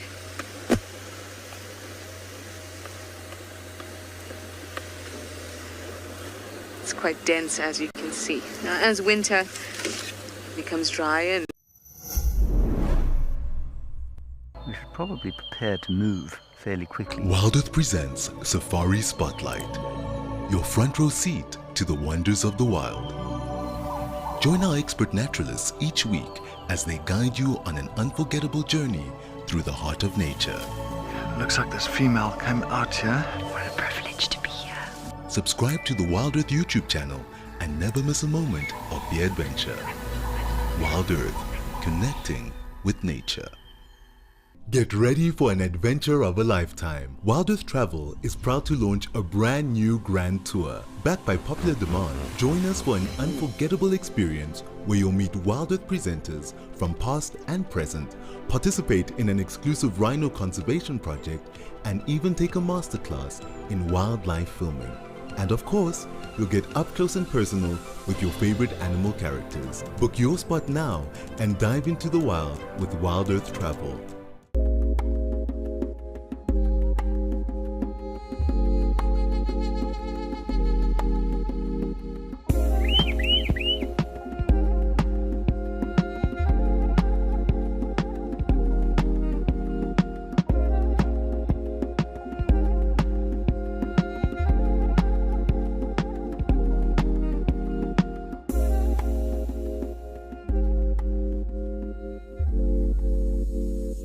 Did you know that the Wild Earth team makes weekly behind the safari content? Would you like to get to know the Wild Earth family better? See how we live. This is Igor's bedroom. Learn about our production process. And see the antics that happen off camera. Sign up to be an explorer and you will get access to all this content and more.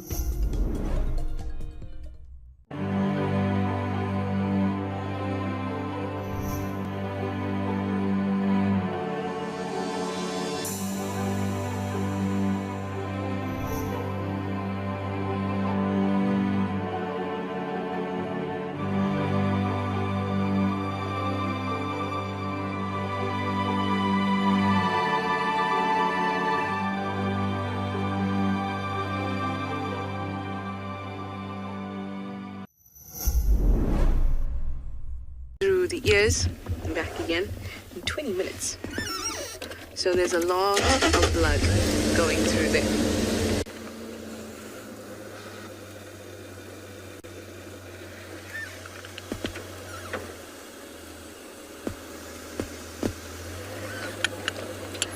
I heard some good news on the Game Drive radio, hence my smile.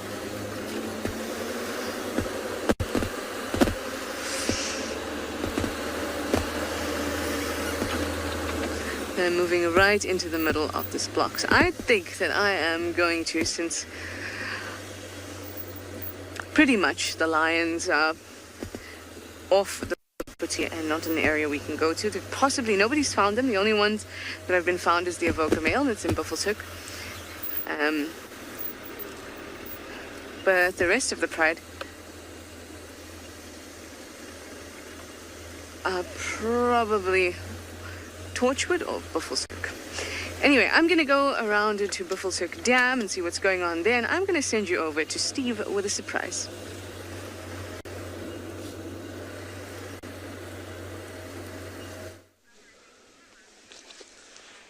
Thank you, Trishana. Well, I've been working hard this morning, everybody. I've been working very hard, and we found Tandy's tracks.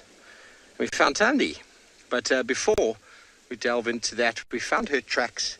She led the cub away to where we tracked her last night, back down into the river, to the drainage line, and then her tracks came back up the hill.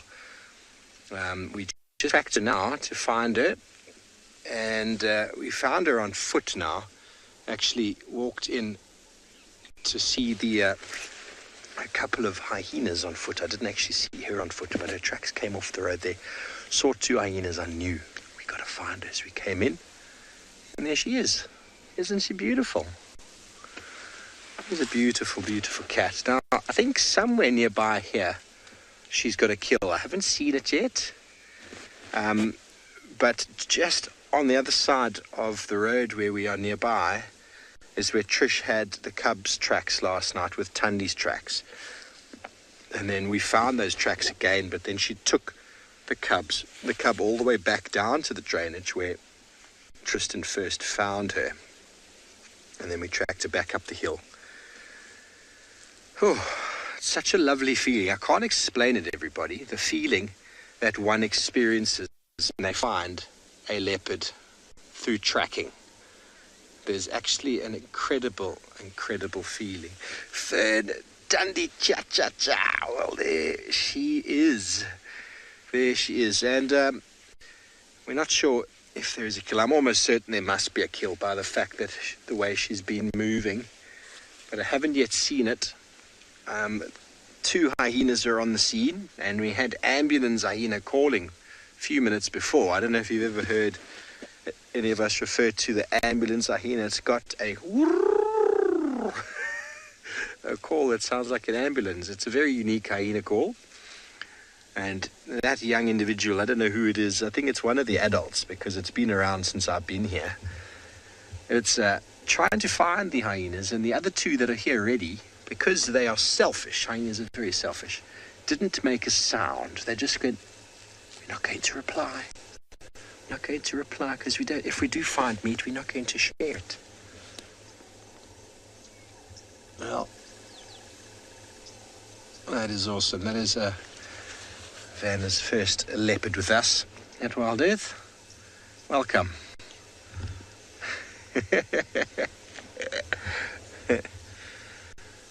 Yes.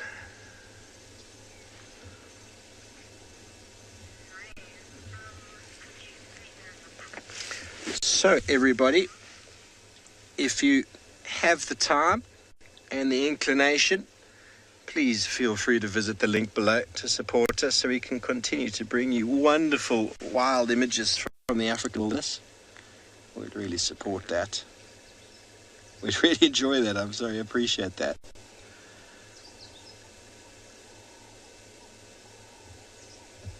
She looks like she's got a little bit of a belly on her there.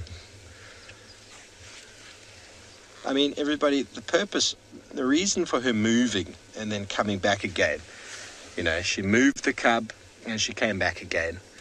There's a kill. There must be. We're going to have to find it. She's probably going to take us to it shortly. She's probably been eating on it. No doubt she probably saw me and decided to move off of it. It's something that she does, something that leopards do if they see people on foot. They generally are quite skulky and move away. And then we came in the vehicle. She's very relaxed with the vehicle. And she might go back to it shortly. But right now, she's just going to do what leopards do best. Another reason, I'm just going to move up here, Vanna. We've got a Batalier in the tree up ahead there. Another... Oh, sorry. That was first gear. Another reason. You're going to see him up there. Tell me when you're good. Another reason you know there's a kill around is when there's a Batalier like that. Together with two hyenas that are skulking around on the ground. Bataliers are the first animals to find meat, well, in the morning. Hyenas obviously are the best at finding meat by smell, but Bataliers fly in very low air conditions, so they fly very early in the morning. Now move forward a touch. Just slightly move forward there.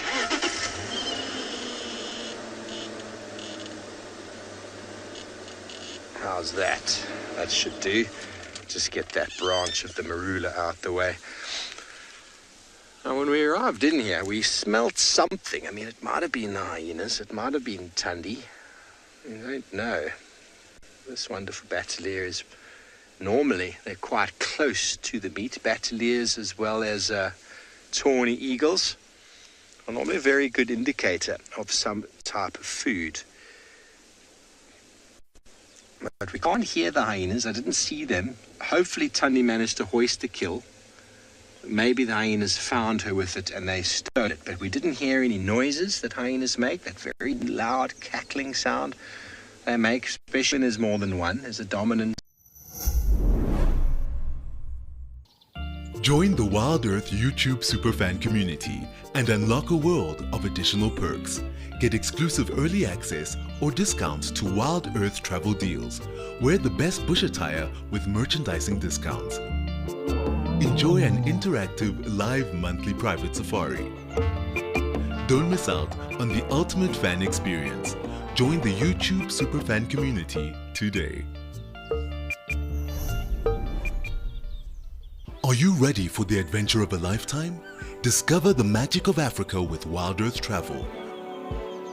From a big cat safari to a jungle trek with gorillas, picture yourself floating down the Zambezi River or witnessing the breathtaking wildebeest migration. At Wild Earth Travel, we turn your bucket list into reality. Don't just dream it, live it.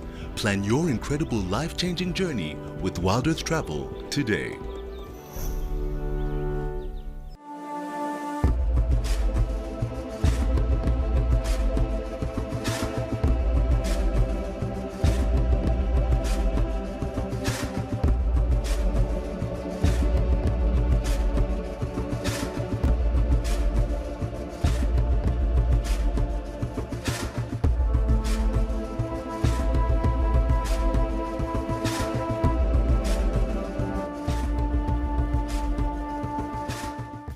Stay up to date with the latest happenings at Wild Earth.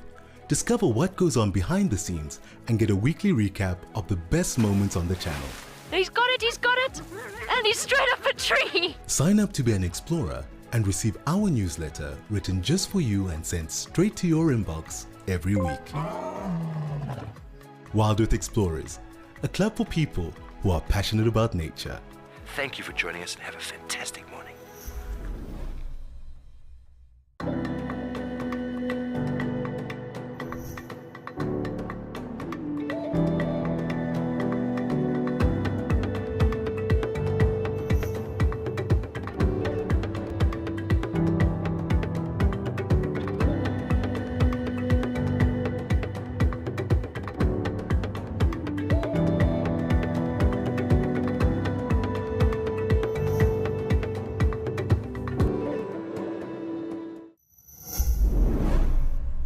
Bear in mind, everybody, this drainage line is less than 400-500 meters from the Djuma Den.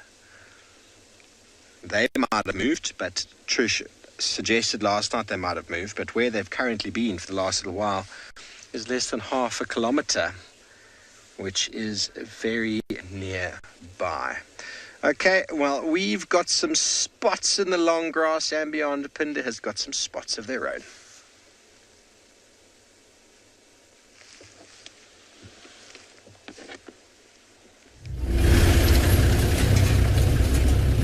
Right, welcome back everyone. So it seems that it's raining cats today. So we saw some lions and leopards earlier, and now we've got a slightly different cat species, a smaller cat, and he seems to have just disappeared. It is a male cheetah, young male cheetah.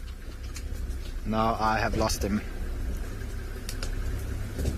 So I've got to be very careful where we're driving at the moment. There's lots of little stumps in the grass here that tends to give us flat tires if we drive over them.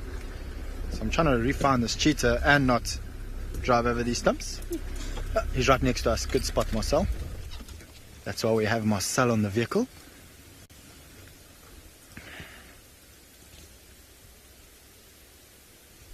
So I wonder if he's going to go and scent mark up against that tree. See that tree to his left, which is sort of curled over a little bit. I'm not sure exactly which male cheetah this is. It does look like a younger male, so maybe still just too young to be able to scent mark, because, you know, with him being younger, he doesn't want to draw too much attention towards himself, because this is within the area that the two dominant male cheetah of the south do occasionally come around. You can see how he's walking on very carefully. I wonder if he's picked up on the scent, or if he's seen or heard some antelope up ahead. This area where we are at the moment does tend to have quite a few impala. You can see just walking around slowly, doesn't want to make too many noise, make sure he's not standing on a branch which could draw any attention towards him. Sticking to the longer grass, which is perfect for his camouflage.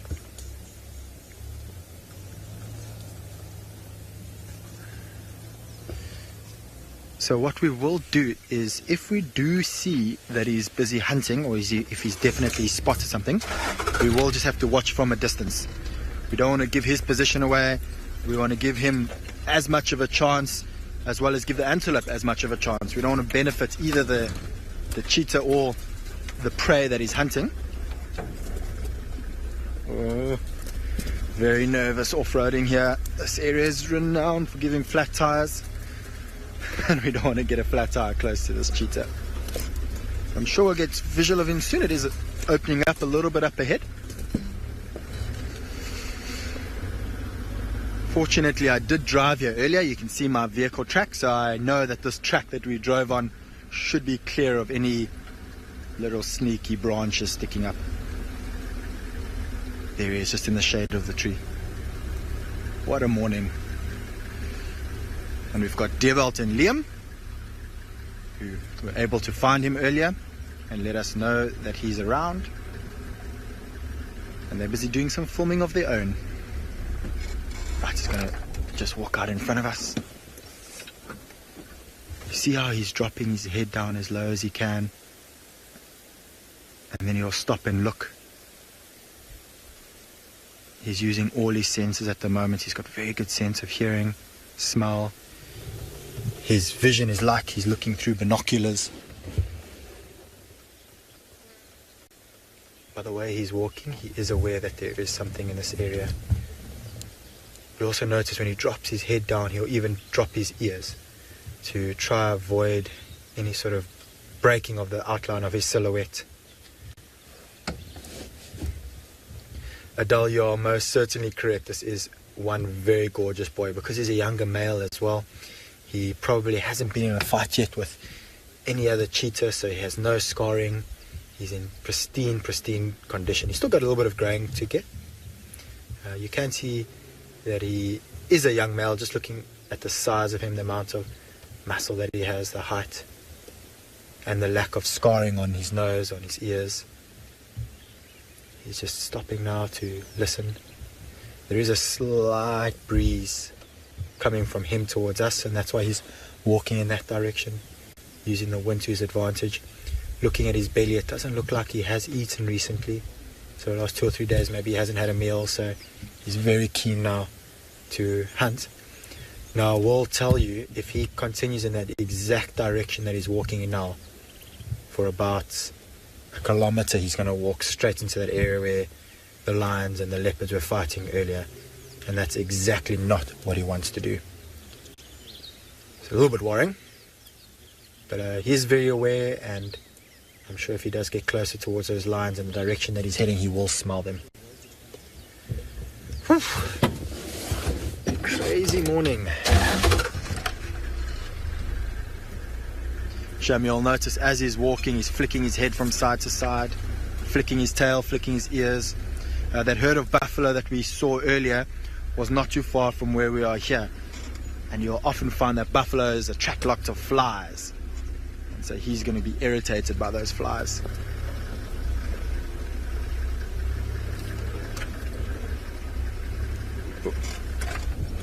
I wonder if he's spotted something.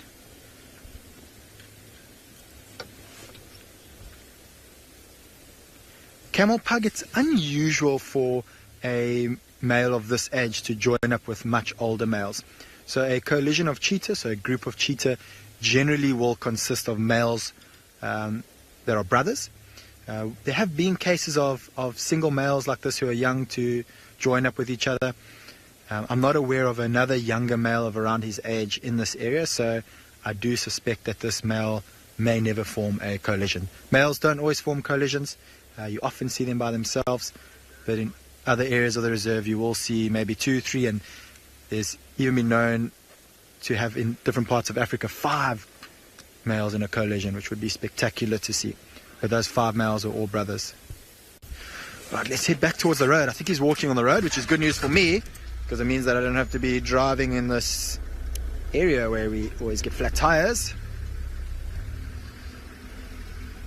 Oh, that doesn't sound good. There's some stumps sticking up there.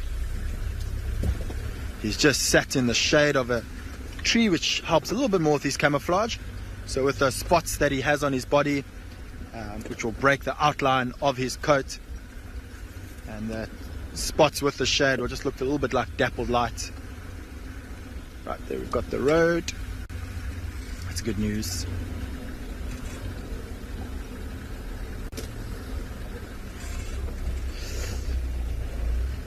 There you can see just up ahead to the left, he's just sitting off the road in the shade of that tree. Now there isn't a water hole too close by, so there's not going to be a massive movement of antelope in this area. But if he carries on in this direction that he's heading in southwards, there's a couple of water holes there, and he may know that, and that's why he might be heading that way, because he knows that that's where all the different types of prey species like Inyala and Impala that I'll be hunting. Oh, fantastic, such a slender body.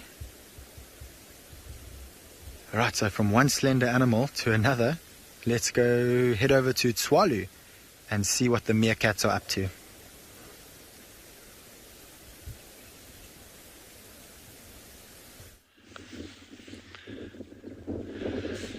So they've just started coming out. It's very, very late this morning. Just that's because of this wind. I mean, your ambient temperature is not too bad. I think it was like 9 or 10 degrees this morning. And now we're probably sitting at 15, 16 degrees. But just this wind drops the temperature with the wind chill factor. So they've just started coming out. Meerkat habituators that they're sitting with one of the other groups that's not as relaxed as these, but they say those ones are actually still in bed. And remember, an animal this size, a little mammal this size, it loses heat very, very rapidly because they've got this very big surface area relative to body mass. So that heat transfer from them, from going from a high temperature to low temperature, which is the air, happens very, very rapidly. And that means there's a third one out now as well. That means they're losing and a fourth one, so now they're all out. So that means they lose energy super, super, super fast. So what I'm curious about now is if that number 5th meerkat, that number 5, has actually joined up with this group, yes or no. I don't think he would have, but it'll just be interesting to see. And as we mentioned the other day, Jean and I, we're not going to spend all our time with this group of meerkats. You know, we just want to give them a little bit of space. So we'll kind of maybe do it like every second day. But Rebecca will be keeping a close eye on them. So if there's any interesting developments whatsoever, she'll keep us posted, and then we can join in. So we won't be missing out on anything.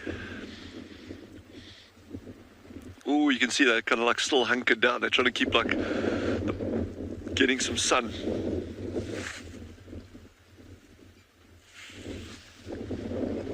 Now, Adele, you spot on there. They are. You can still see just their body posture and everything. You know, they're like hunkering down still, just inside those burrows. They are very cold.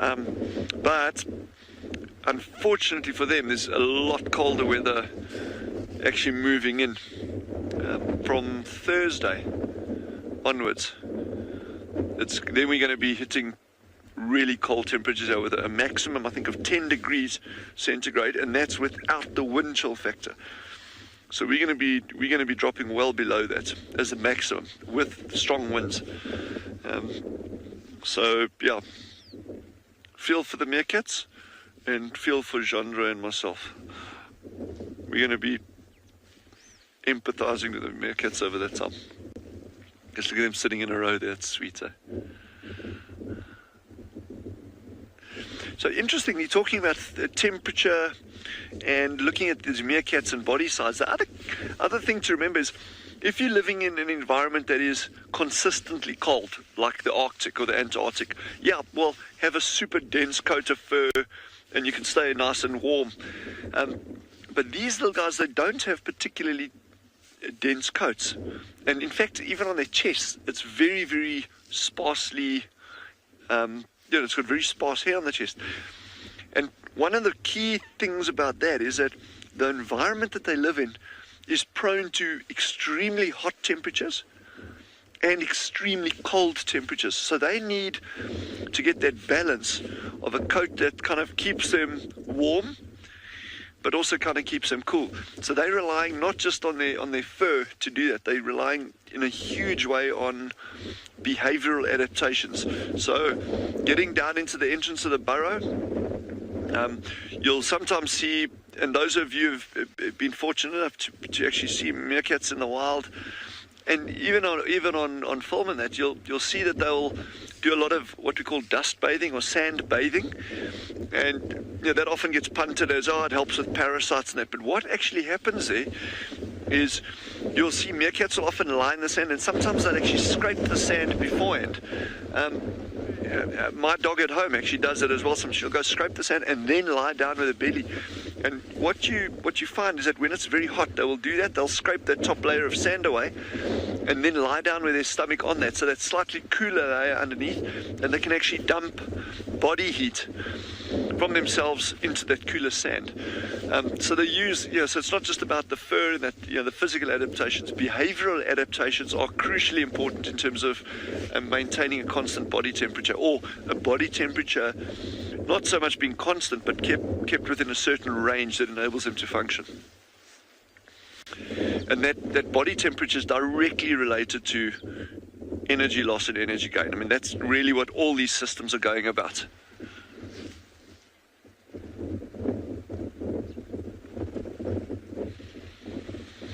Sorry, Adina, if I understood that correct, or if I heard that question correctly, why do meerkats do not stand up while they're walking? I'm not sure if I got that correction, but why do they stand up when not walking? Okay, so this is for vigilance. So they actually need to stand up because then they get a better view.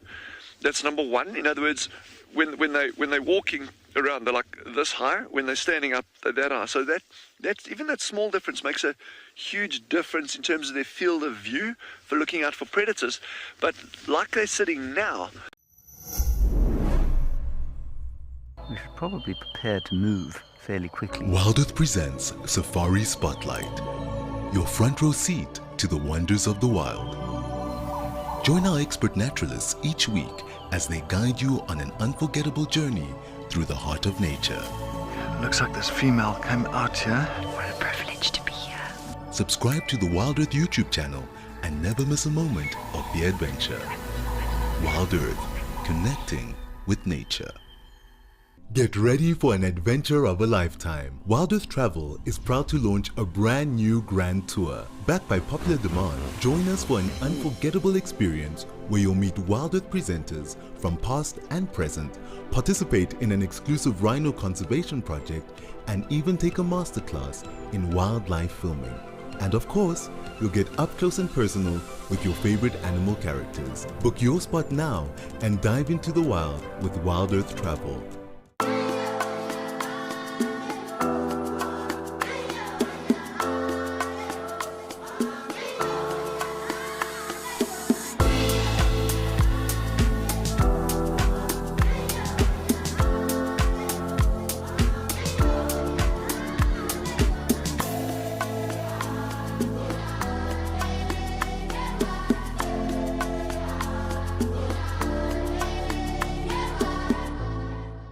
Chatting around a fire is an ancient practice that has connected humanity for centuries, and we want to keep it alive in our modern age.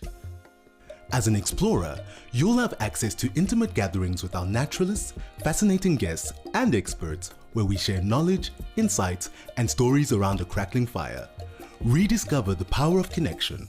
Sign up to be an explorer today and experience the magic of Wild Earth's fireside chats.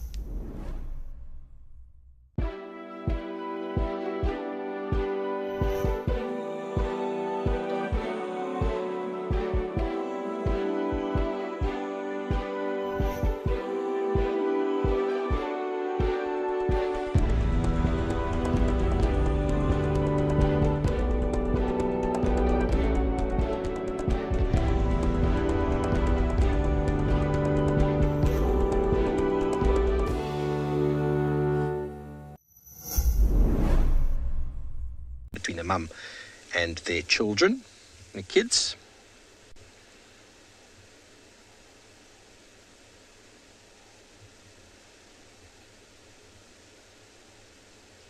I'm just hoping that Tandy's had enough to eat and she's going to take us to her little boy. We followed his tracks down the road with her and we actually found where he had a little poo. And the poo looked like there was blood in it. It was a little one. So I think he's eating some meat. Hello, Leo, age 6. How often do leopards need to eat? Well, Leo, leopards will eat 2-3 times a day, 4 times a day, even 5 times a day if they've got a kill. But they can go for over 2 weeks or up to 2 weeks without eating. Doesn't mean that they do that.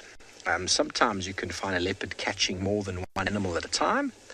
They're very opportunistic. They will hunt whenever they can, even if they're full. If the energy is available, they will try catch some food. But they go through these periods of eating and resting with some cleaning in between. And Tandy's a very good hunter. Okay, let's quickly send you over to a fast cat in and beyond Pinda on the move.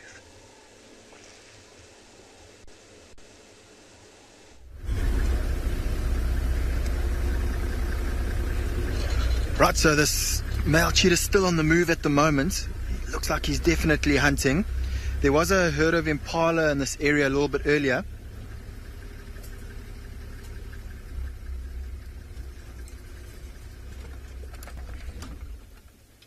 So I think he's heading in the direction where we saw the impala. He may have heard them.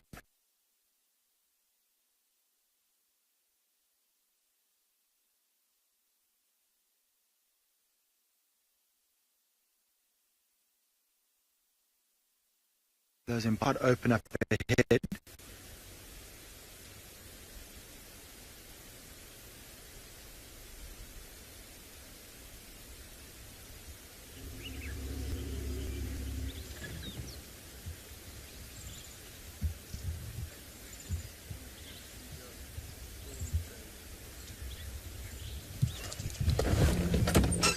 Alright, I do apologize for the technical issues. We are in an area where the signal is poor. It is part of being in the African bush, as far away from technology as possible.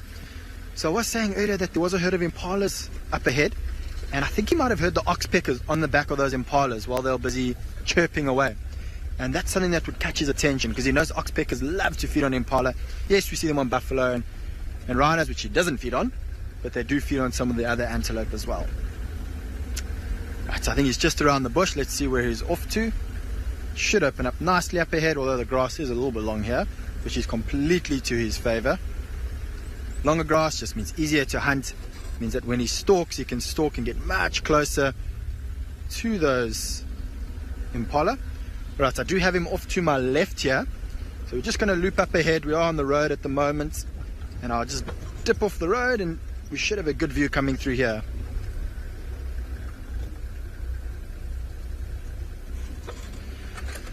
So JS, it depends on the mothers. So you'll find different mothers tend to kick their cubs out differently, as well as you'll find that, oh, he's going to walk into the road.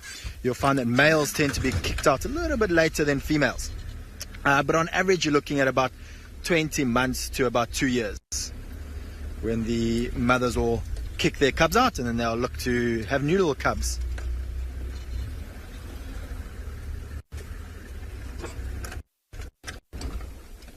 Right, he's going to walk in the road. I'm just going to reverse back just to give him some space. I don't want to block his movement here.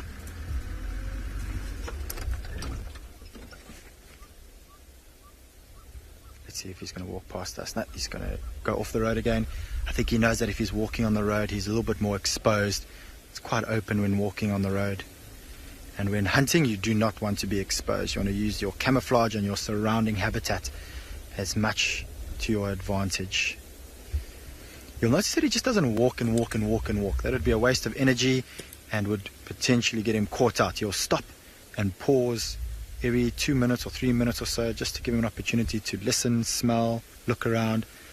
Because if he walks aimlessly, there's quite a good chance that he may not see some prey species up ahead, and he just gives his position away. Right, let's turn around.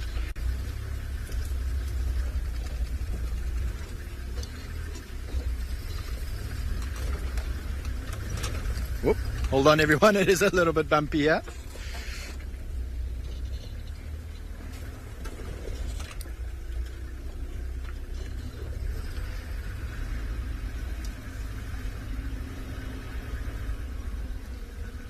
Andrew, you'll often find that brothers will stick together, and so they do interact, but normally if there's maybe a female that they're hoping to mate with, but for most parts they leave each other alone.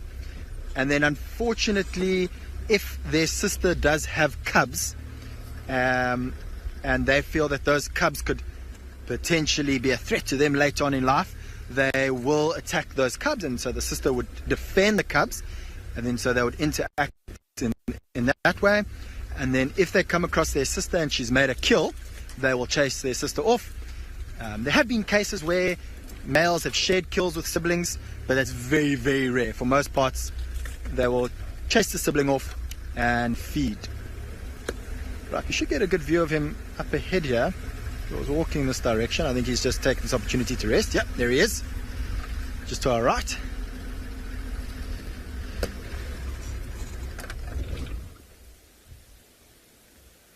You can see while he's walking around, he's got his head down, busy smelling.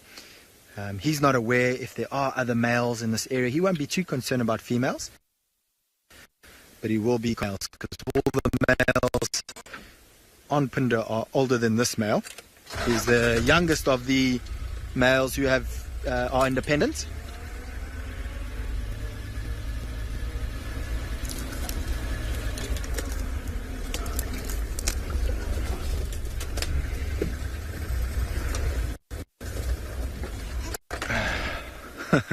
Seems like this cheetah's busy playing hide and seek with us. Alright, so while we wait for him to move into an area where it's easier to follow and easier to view, I think let's head over to Dylan with some meerkats.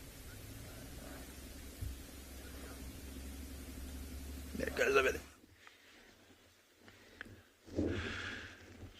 So this is Mossadi that's closest to us here, and unfortunately still no sign whatsoever of the two missing sub-adults. So I think Jandre and we are in total agreement that I think the badger did what badgers do and probably actually managed to get hold of those pups and those sub-adults.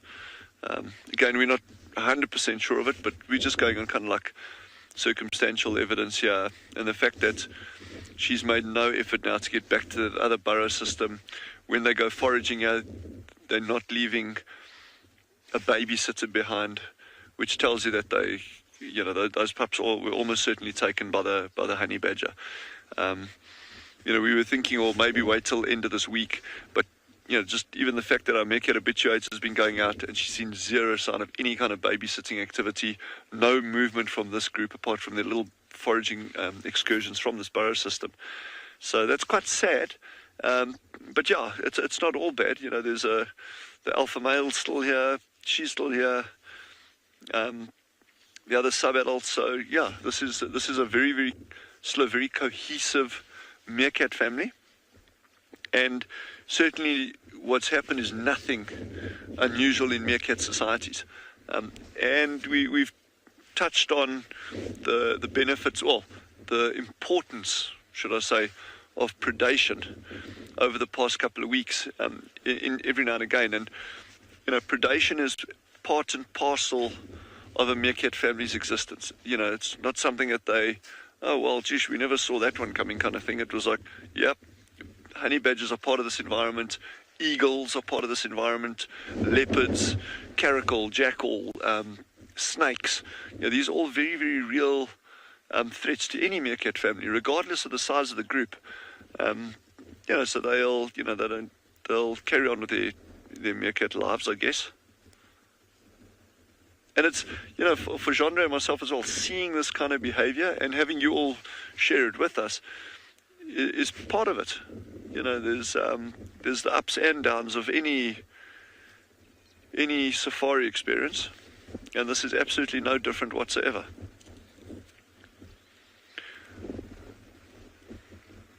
The big question now is to see how this group performs.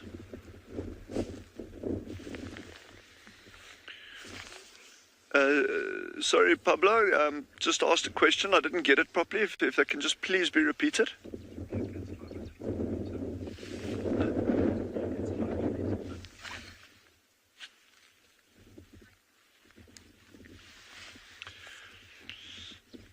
Pablo, thank you for that question. Do meerkats hibernate in winter?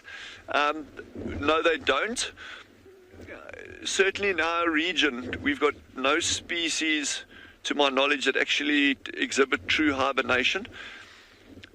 If you look at a lot of the reptiles, and I'm referring specifically now to snakes here, they can go through extended periods of inactivity in the cooler winter months. But even in midwinter at Swalu, you know, if you get a slightly warmer day, those snakes will actually come out and bask at the entrance of burrows, or if they you know, sleeping in the hollow of a tree, that kind of stuff. So we've got no examples of animals that truly hibernate, and definitely not meerkats. Now, these little guys, they're burning a lot of energy. So they'll go down the burrows. Being in the burrows is a very, very nice ambient temperature down there, from anything between 30 and 50 centimeters. Join the Wild Earth YouTube superfan community and unlock a world of additional perks. Get exclusive early access or discounts to Wild Earth travel deals. Wear the best bush attire with merchandising discounts. Enjoy an interactive live monthly private safari. Don't miss out on the ultimate fan experience. Join the YouTube superfan community today. Are you ready for the adventure of a lifetime? Discover the magic of Africa with Wild Earth Travel. From a big cat safari to a jungle trek with gorillas, picture yourself floating down the Zambezi River or witnessing the breathtaking wildebeest migration. At Wild Earth Travel, we turn your bucket list into reality. Don't just dream it, live it. Plan your incredible life-changing journey with Wild Earth Travel today.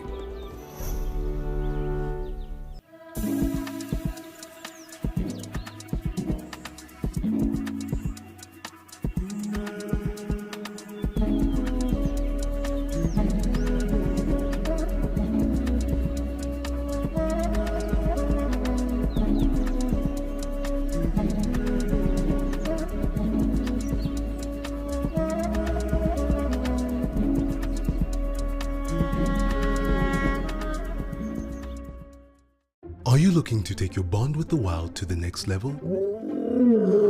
Download our app and access in-depth chats with our naturalists and special guests. Connect and converse in real time on our Ask Me Anythings, fireside chats, hangouts, and town halls. WeChat, available on the Wild Earth app. Wild Earth, we are Safari.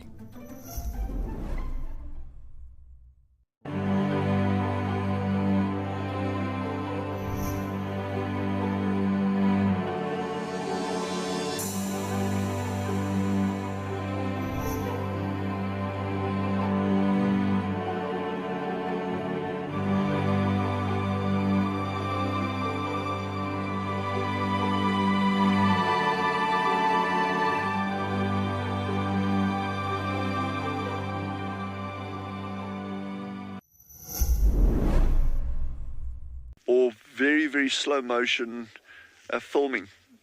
You'll get this film that crosses the eye sideways as opposed to up and down, and that actually helps sand getting into the eye.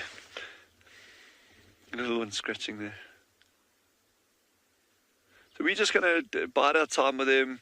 Oh, there's a secretary bird. Holy mackerel. Okay, it's miles away. We're going to see if we can get a view of a secretary. It's very far away. But in the meantime, head over to Ngala, and Jandra and I will try for the secretary bird. Okay.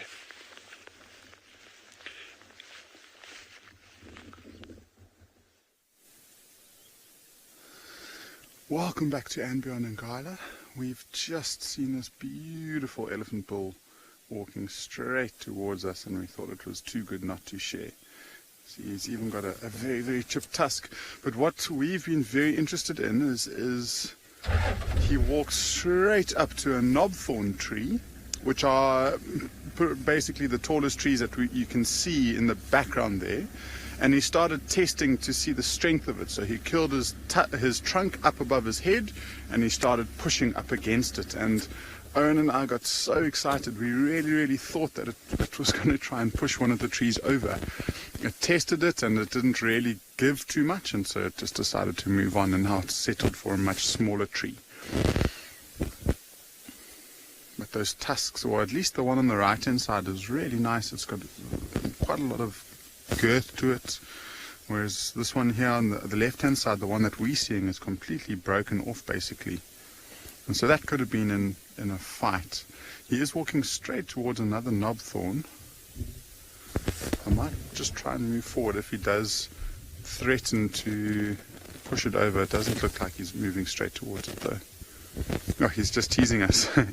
But as he crosses over, look at about halfway through his back, he's got a whole bunch of debris that he obviously flung over in an attempt to dust bath himself. And that's what's left behind. I think we'll be able to get another good view of him if I just reverse back slightly. So it's just something about, I mentioned like how male lions have got a presence when you see them. I think in many ways elephants have got an even greater presence. Ooh, we've got a nice gap here. Look, he's smelling the air. Trunk is up.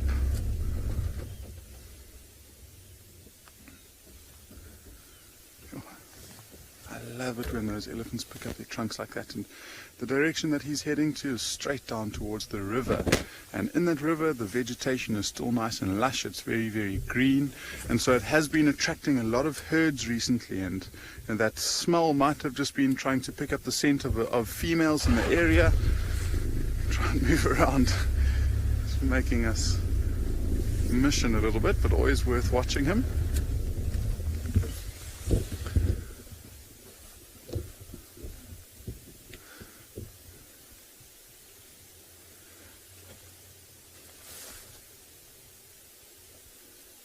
So this is probably going to be the last view we have of him.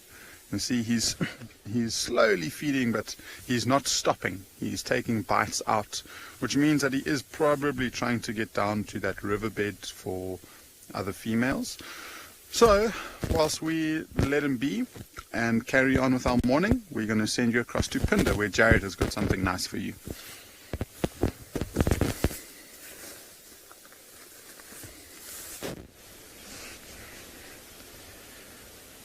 So this male's just rested now up on a bit of an old termite mound, and the reason why he stopped walking around is that he spotted, or we can see at least one impala up ahead, and so I think he's just sitting and waiting to see what that impala is going to do. I don't think that impala's seen him yet. We haven't heard any alarm calls.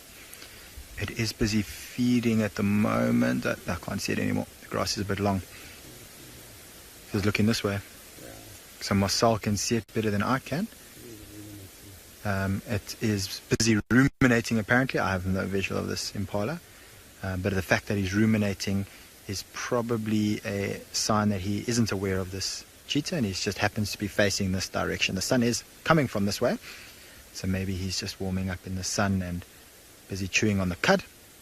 And this male cheetah is waiting to see his move. Now you'll notice that between this cheetah and the impala, the grass is quite short. So if he had to get up and start to stalk in that direction, he may be seen. So I think that he's just sitting and waiting and hoping that maybe that impala does move into this direction. Now you'll notice what the cheetah is doing is that while it's looking at the impala, it's pinning its ears straight backwards. So this is causing two sort of purposes. One, by pinning its ears down, hopefully the impala won't see its ears, but its ears are pointing backwards because it wants to hear if anything comes up from behind. It's really open up ahead, and so the cheetah's not worried about being surprised by a predator up ahead, but it is listening to what's behind it in case a lion or a leopard or hyena comes into this direction, or even if an impala walks up behind it, it will hear the breaking of the branch or maybe the chewing of an impala, and it will turn around and have a look at what's made that noise. So it's using what I like to call a bit of 360-degree awareness. Looking up ahead, can see what's ahead, listening to what's behind, can hear what is behind.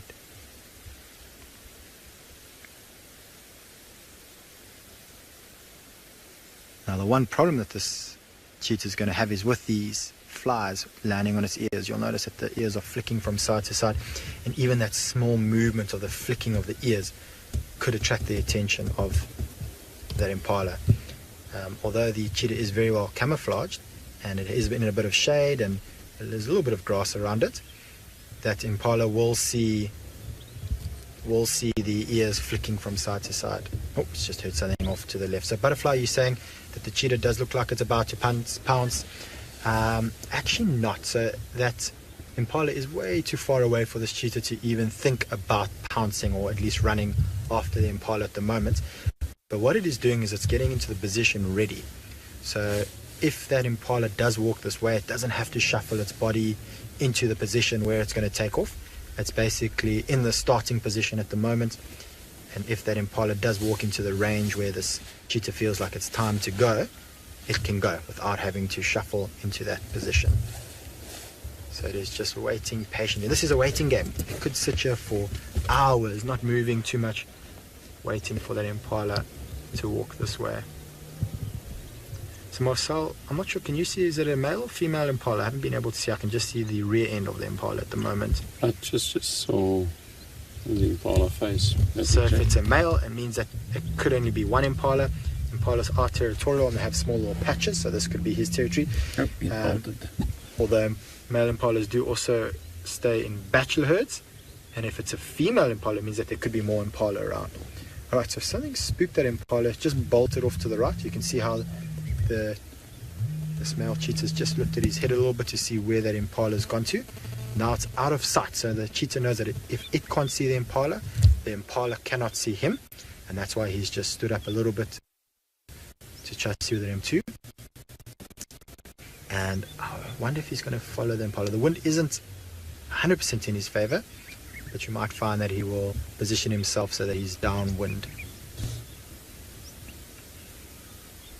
But the impala isn't alarm calling, so that should be a sign that the impala hasn't seen him, and maybe something else just spooked the impala. Sometimes you'll find that birds will flat out of the grass and just give them a bit of a fright. The grass is long there, so it may have run about 5 meters and stopped, but we can't see it.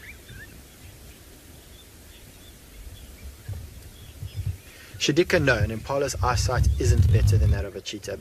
I don't know if you've ever used binoculars, Shadika, but the cheetah has vision almost like that of binoculars. They're able to really focus into something from quite a far distance away, and their ability to pick up movement is also really good. I think where the impala has the advantage is that, just like I said with the cheetah, their ability to pick up movement, that's what the impala will look out for. That little bit of movement, the flick of the ear, the flick of the tail, just the cheetah taking a step forward would be enough to gain the attention of this impala. Right, so he can't see the impala anymore, so he knows he can move straight to the direction where that impala is, and then the impala won't see him. So he's using this time to his advantage to get to that long grass that's between him and the impala, and then maybe he will stalk and try to get a little bit closer before he runs. So we're going to keep a bit of a distance. I don't want to cause that impala to look this way. You see how he went straight for the shape. Oh, the impala I think's just seen him. Let's listen. There we go. Can you hear that? So I don't know if they've smelt him or seen him. I think he was a little bit too eager. He ran a little bit too quickly and gave his position away. It's incredible. We can't see the impala, so the impala must just be able to see through that long grass to be able to see him. And I don't think he was aware that it was a herd. I can see that now there's quite a few impala around, now that they've started alarming. So he was focusing just on that one impala, and there's some more impala that are alarming to his left that I don't think he knew about. So when he ran into the open, he didn't see them, so he thought, they can't see me.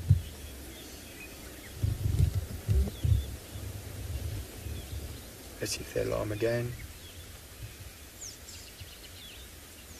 Now it's not a very rapid alarm. So I wonder if they've smelt him and instead of seeing him. Often when impala smell a predator, they'll alarm once or twice and then stop. But if they see the predator, or if they see this cheetah, they're going to start alarming rapidly, and all of them together. Doesn't look like they've run off.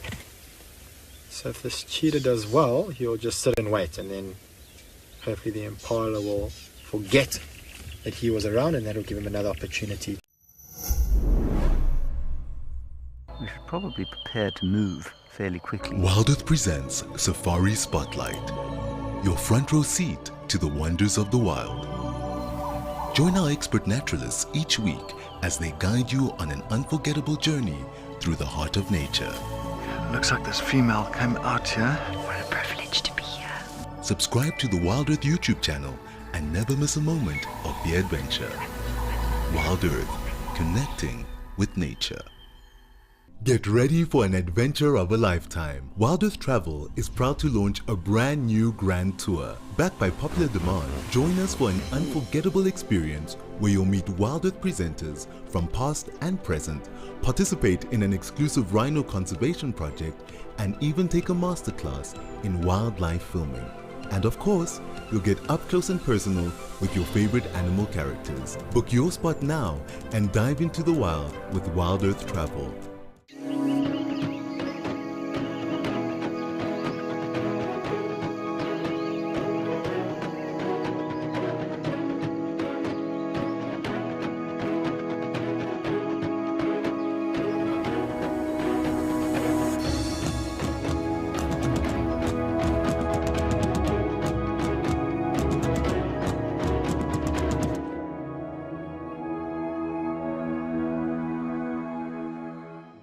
Thank you for joining us and have a fantastic morning. Did you miss all that?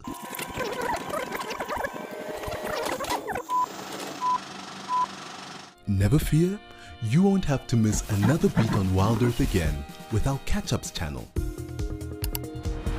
where you can rewatch missed safaris and shows whenever you please.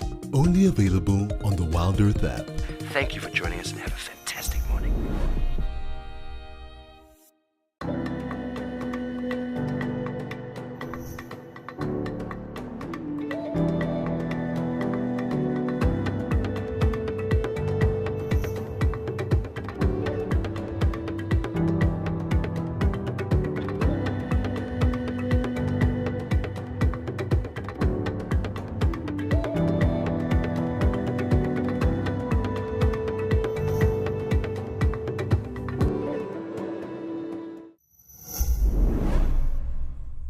Those hyena.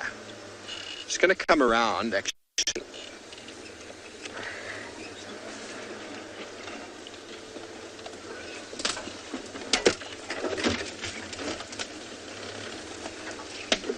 Tell me when you're good. Right there. Okay, so she's approaching this very tentatively, as if there's, in my opinion, there's another leopard in the sighting. But also, she might not want to sort of interact with the hyenas. But she's also moving very lethargically. I don't know if you know what I mean, but she got up and she's just been like sort of dragging herself. Maybe it's because she's so full. I don't know. But her belly has been freshly suckled. The fur seems a little bit moist. Oh, right above her. In the tree, that's where the kill is. Can you believe it? Can you believe it? In this little apple leaf. That is the stomach. Thandi, you are a machine. I only noticed because she looked straight up at it. So, look how she's hidden this little kill. That is the stomach. Hanging there. Can you see that? Look at that stomach. Hanging right there. And I can't tell yet what it is. It's an antelope of sorts. I can just see a bit of fur. Let me move up a bit. Maybe we'll be able to get a look at the... Or maybe she's going to go up. Go back slightly. If she goes up... Oh, she's going to go. Ready? She's on the ground. Oh, no, she's not going to go. She's having another poo. Thandi, how can you have another poo already? She's going. She's going to go. She's going to go. Let's just move up. Oh! Golly gosh. There she is. In the tree, everybody. Now, Thandi, what on earth kind of a tree is that to put your kill in? What a champion. Now, everybody, if you're driving past here, you would not even see the leopard in that tree. And we're only 30 meters from the road here. Only 30 meters from the road. And when we tracked her, the little drainage culvert that we walked in just over here, I was just by that tree. So I have no doubt that she saw me. And that's probably why she moved off those 30, 40 meters. We saw the hyenas walking away from this tree. And there we go. The very efficient huntress, Thandi. There's probably a good chance that this was already here last night.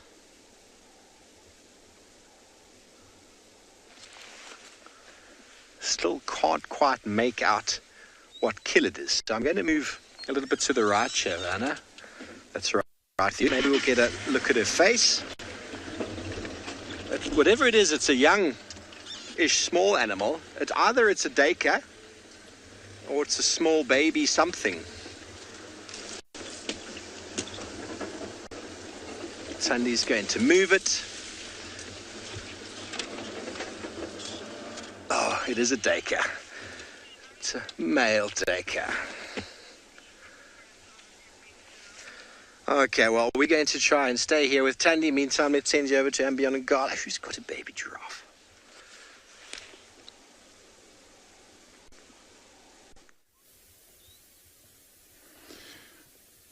So we might not be here for too long. I know there's lots of exciting things happening on other reserves, but we just came across this really, really tiny giraffe, and we thought we'd have to share it with you. And just look at the way that it's walking. The back legs aren't very strong. It's wobbly, and if you go from the back legs to the stomach, look at that umbilical cord in there, right next to the mother. Look at the size of it. It is tiny. It's probably only a day or two old, and look, the mother's giving it some tender love. It's actually drinking now, which is really, really cool. It was absolutely so small, and what drew our attention to this giraffe was the mother. The mother was being very, very alert, and she was staring dead still in one spot, and we went to go and investigate to see if it might have been a predator of some sort, but it just turns out that she's got a super young baby giraffe, and so she's just watching like a hawk. She's making sure that nothing comes close enough to cause a threat to it. I'd love for that giraffe to pick up its head and show you. So we noticed that the ossicones, or the horns on top of the youngster's head, haven't fused to the skull yet, so they're growing upright at the moment, but they're in different angles, which gives it quite a lot of character to the face. You see that?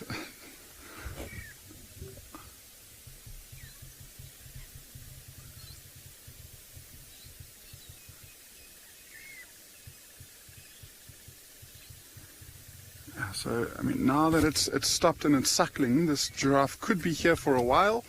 And so we'll stick around and see if we can get one or two more views. But in the meantime, we'll send you across to Trishala, who's with a nice herd of elephants.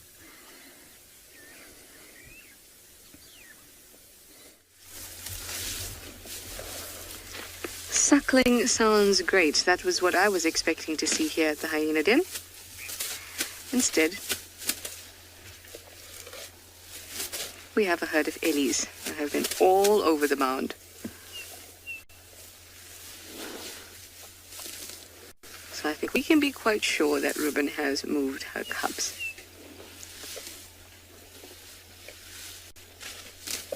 Either that or they're inside shaking in their boots. But I doubt it. We've come 3 times now. I have seen a few tracks.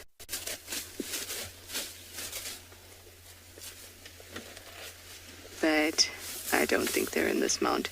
Also, the smell of the hyenas, the elephants wouldn't have liked that.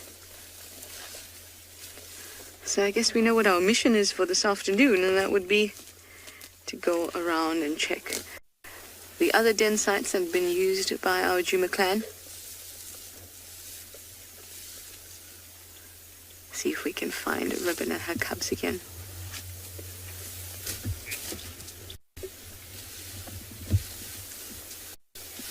Well, this was quite a surprise, I must admit.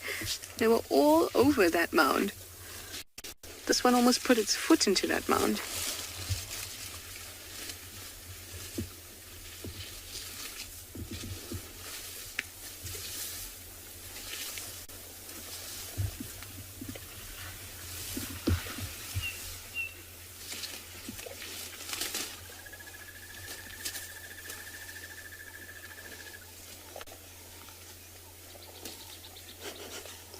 Yeah, it was quite comical when I arrived. Hi there. Are you enjoying the smell of hyena around it? Clearly not very strong.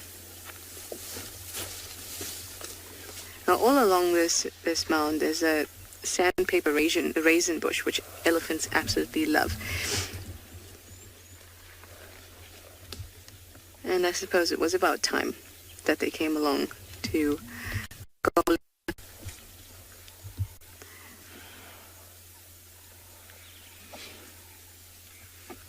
I'm actually going to check along this little 2-track that runs between Philemon's Cutline and Treehouse Dam, because there were a number of other mounds that could be used as dens. So I'm going to check those out. I have checked the one that's a little bit further east of this den. I didn't see any tracks or scrapes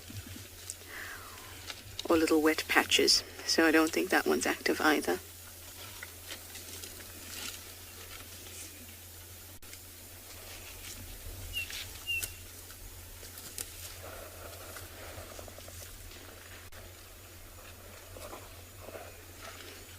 I've been getting good ellies though, and been derailed by many a leopard track all over the place.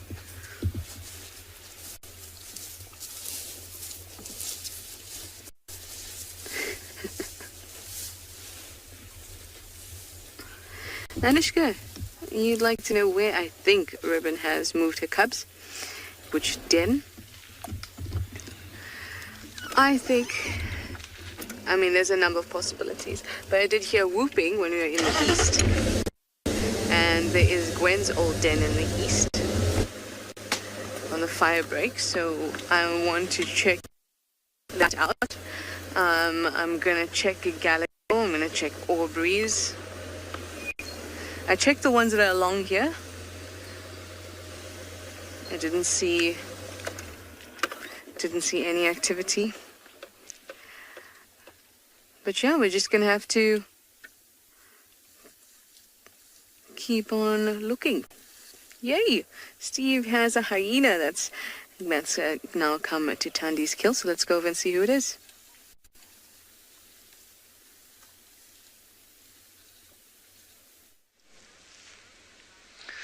Yes, well, we indeed have a hyena over here. It's two places you normally can find hyenas. One is at the den, and the other is at a leopard kill. And here we go. I don't know who this is. It's one of the boys, I think. Just there, chilling. Just arrived. Decided it's going to wait it out and hope that the stomach of Tandy's kill drops. Now, Tandy's gone full camo. Full camo. There she is. There's the stomach hanging down at the bottom. And it is indeed a male daker that has been caught and hoisted up at this very small yet. Join the Wild Earth YouTube superfan community and unlock a world of additional perks. Get exclusive early access or discounts to Wild Earth travel deals. Wear the best bush attire with merchandising discounts. Enjoy an interactive live monthly private safari. Don't miss out on the ultimate fan experience. Join the YouTube superfan community today. Are you ready for the adventure of a lifetime? Discover the magic of Africa with Wild Earth Travel. From a big cat safari to a jungle trek with gorillas, picture yourself floating down the Zambezi River or witnessing the breathtaking wildebeest migration. At Wild Earth Travel, we turn your bucket list into reality. Don't just dream it, live it. Plan your incredible life-changing journey with Wild Earth Travel today.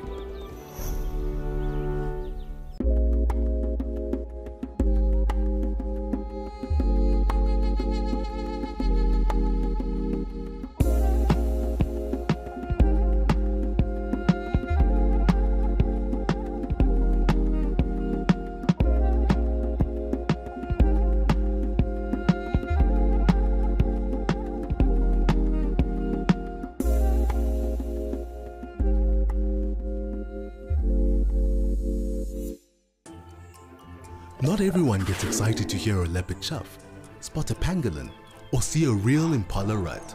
But if you are wild about the wild, you can become part of a community of like-minded nature lovers and share authentic wildlife experiences with the world. Join the Explorers Club and you will also enjoy the many benefits that come with it too. Wild Earth Explorers, it's in your nature.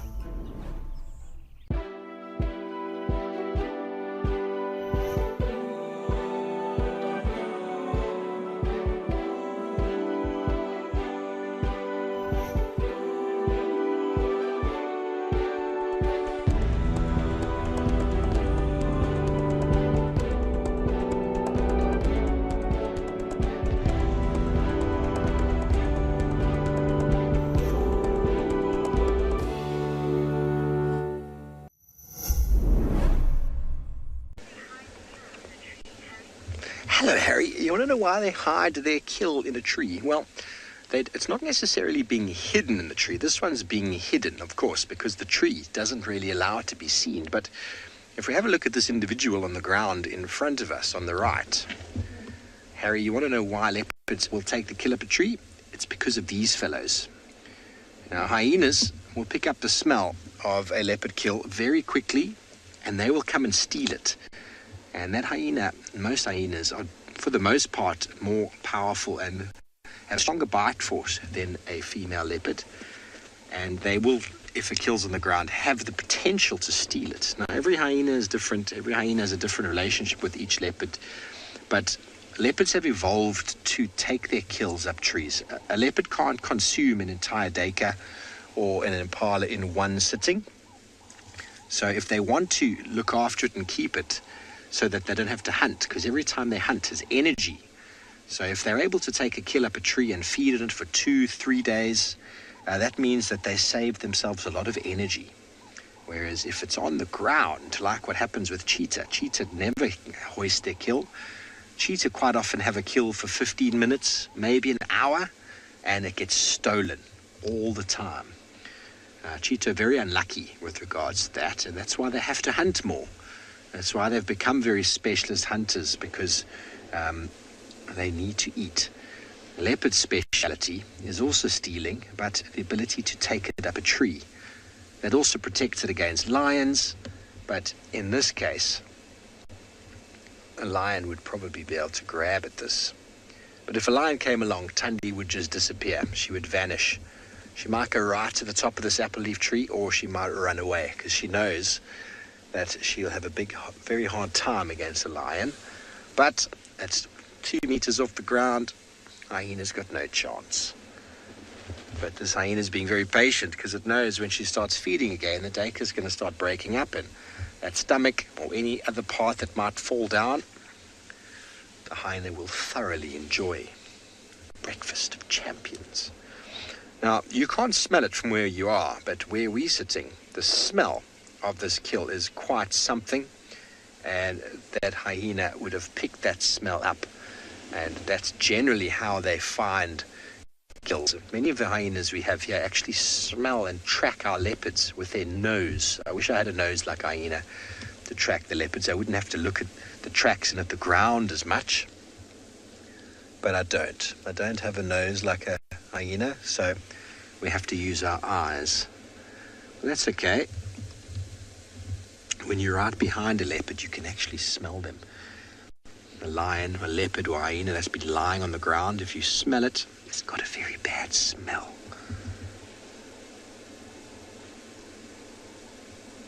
This is a patience game now. This hyena will hear the fall of something on the ground, and it'll jump up and snatch it up.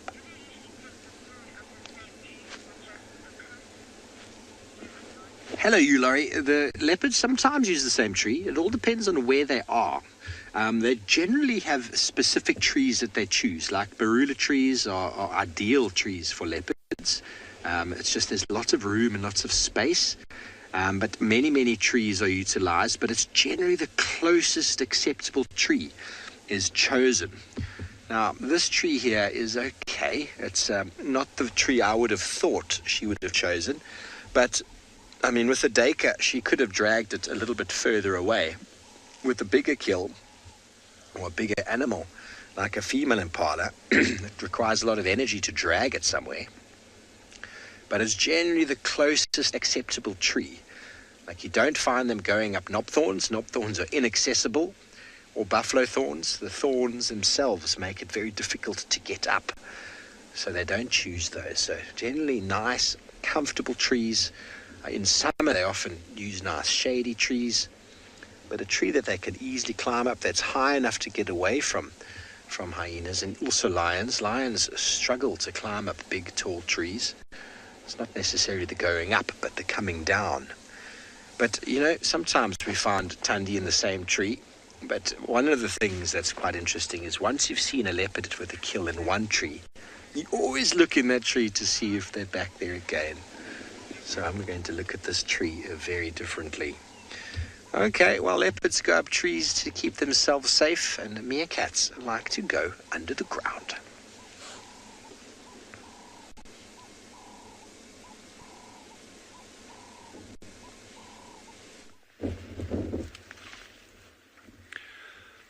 So it's still very nippy out here. And the wind is definitely not abating at all. It's actually picking up somewhat. But these meerkats have been sunning themselves the whole time now, doing very, very little burrow maintenance. And it seems they're about to head out foraging. The one sitting closest to Jandre now, at about 6-7 yards, was just starting to scratch in the ground over there. So they're very, very close, I think, to moving off. But still super alert. There's something, and I don't know what it is, we can't see, we've tried to see. There's something down towards the south, in the direction that those two are looking. Musadi, that one that's just turned her head facing Jandre now, that's the adult female. And we had a very super brief glimpse of a secretary bird in the far distance. We tried to get another sighting, but we couldn't, unfortunately. So they wouldn't pose a threat to meerkats. You know, it's not impossible that they could catch a youngster if it was out in the open, but very, very, very unlikely. And I think it would be a very slow, very silly, unobservant meerkat that got caught by a secretary bird. You know, their biggest threat in terms of birds are aerial raptors. So birds actually swooping in and catching them like that. Oh, nice to see that grooming going on there. Again, just reaffirming the social bonding, as well as keeping each other's coats clean in areas that they can't really get to easily.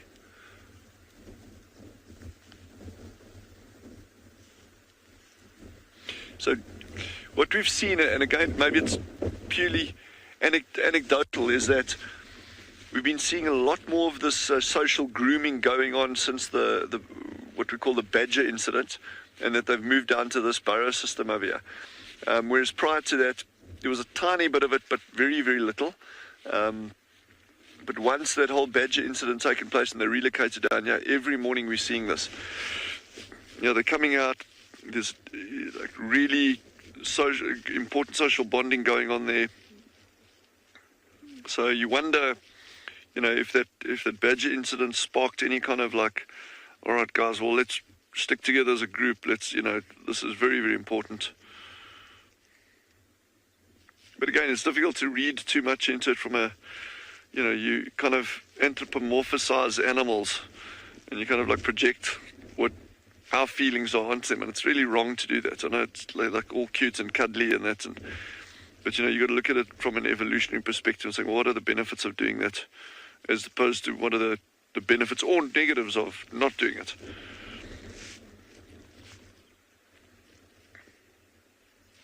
But they're slowly going to move. They're going to move away from the burrow soon.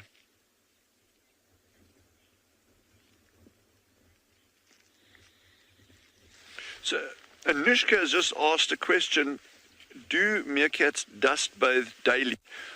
And if you had to follow a group of meerkats, you would probably see them dust bathing almost every single day. It's a lot more noticeable in the summer months when it's very, very hot. We were chatting earlier about it, and some of you may have been on already then, when we were talking about the importance of dust bathing in terms of temperature regulation, where if it's very, very hot, they'll actually scrape a bit of sand away and then lie down with their bellies in the cool sand. And you can see how sparse the fur is on the bellies. So by you're scraping away that hot layer, even if it's in the shaded bushes, I'll scrape away that hot layer of sand and then stretch out with their bellies on that cool sand to dump heat. So dust bathing can take place at any time, but you see it particularly prevalent during the very hot summer months. So they slowly move further and further away from the burrow. So they started off kind of in the center here, and now they're like right on the edge of the main burrow system, at these burrows right on the edge. And there's one even further across to Jandre's right now. That's part of the burrow system, but it can almost be termed a bolt hole. And again, we took a bet this morning as to which direction they were going to go, and we were both wrong.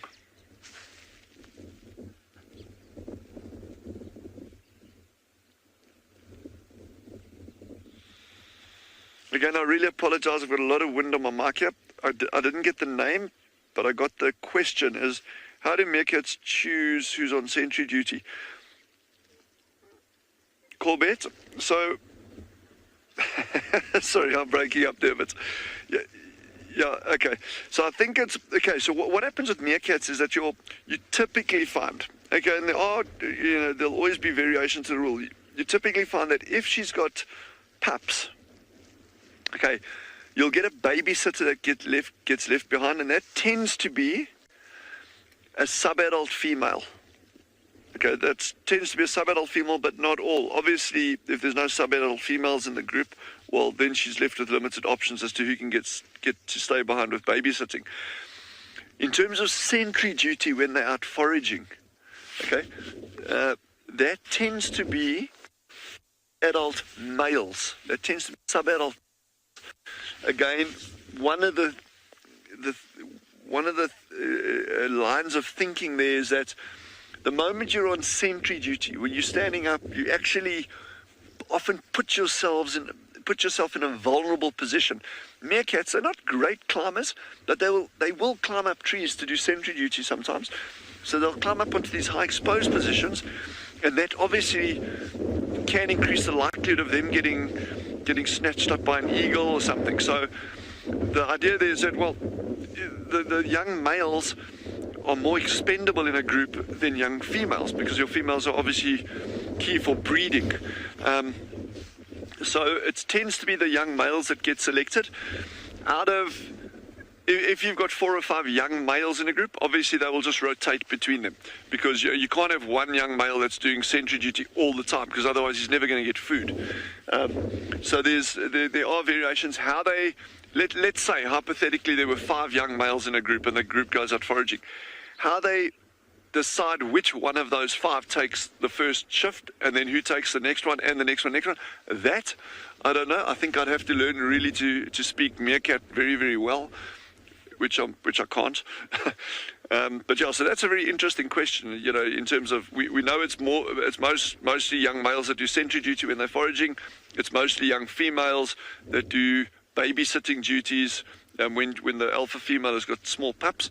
But in terms of the actual selection, if there's a number of subadult males, subadult females, that I'm not sure we've actually figured out how they do that yet. Good question.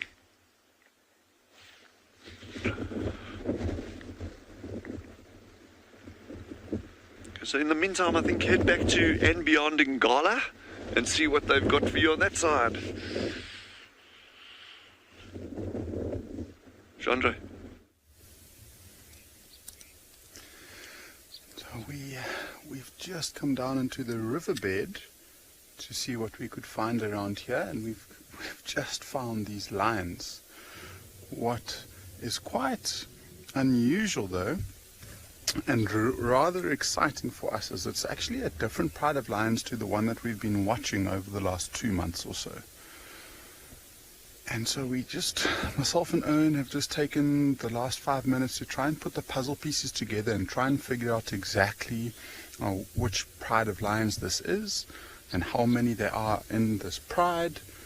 And so far, we see this one down over here, so that's a young female, so it looks like it's a little cub. If you look at the legs, very, very spotty, and so probably around maybe about a year to a year and a half.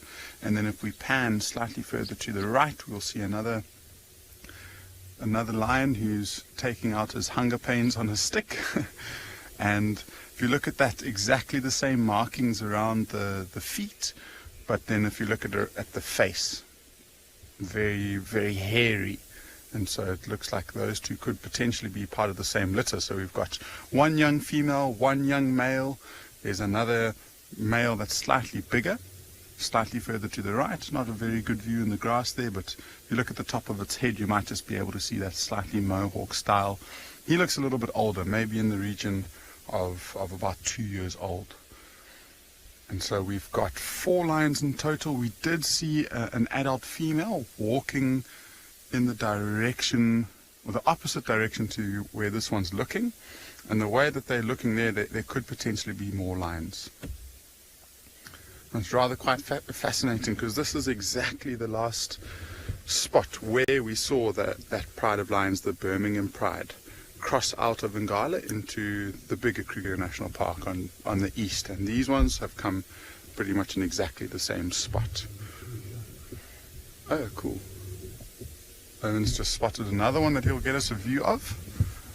Again, through the reeds, so we haven't really been able to see it too well. So, I mean, if we kind of look back over the last 10 years at the different dynamics within Ngala and within the lions, we used to see a pride. This was way before my time, so I mean, I don't know the full ins and outs of the pride, but there was a pride that used to come into the eastern part of the reserve and used to hang around tented camp, and they called the Skorol pride, and this could potentially be them. I mean, in my time here of just around 2 years, I've only seen them once, and so I think, you know, since the Birmingham Pride has moved into this area, they're much bigger. They're quite a fearsome pride to try and challenge for territory, and so, you know, this pride was more than likely pushed further and further east.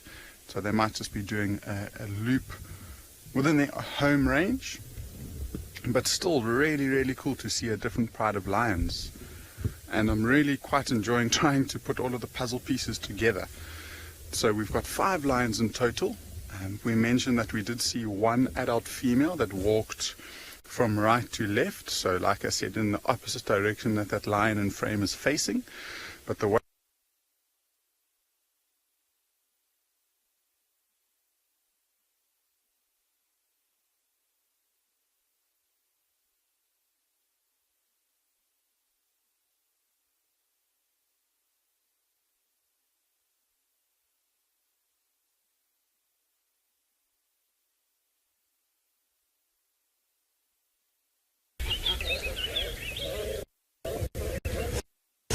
Apologies for the signal lost at Ngala. We've come to one of the water holes that has quite a few hippos and crocodiles, but there is lots of birds around here.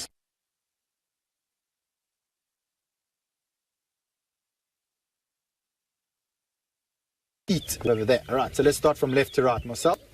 So you'll see that the one that's busy pruning itself at the moment is a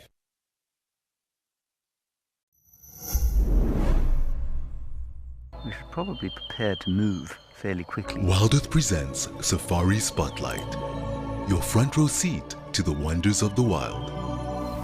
Join our expert naturalists each week as they guide you on an unforgettable journey through the heart of nature. Looks like this female came out here. What a privilege to be here. Subscribe to the Wild Earth YouTube channel and never miss a moment of the adventure. Wild Earth, connecting with nature.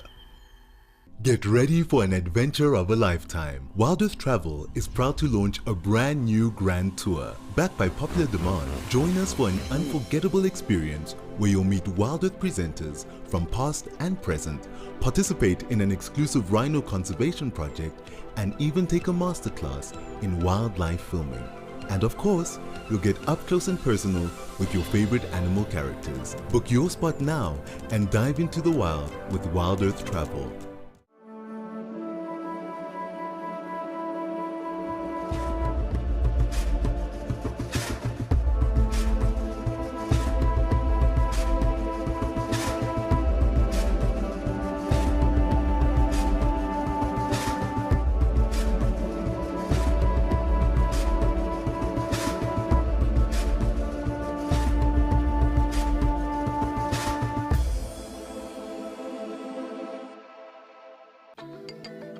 Do you sometimes imagine what Wild Earth would be like without adverts? A chance to properly immerse yourself in nature without any interruptions.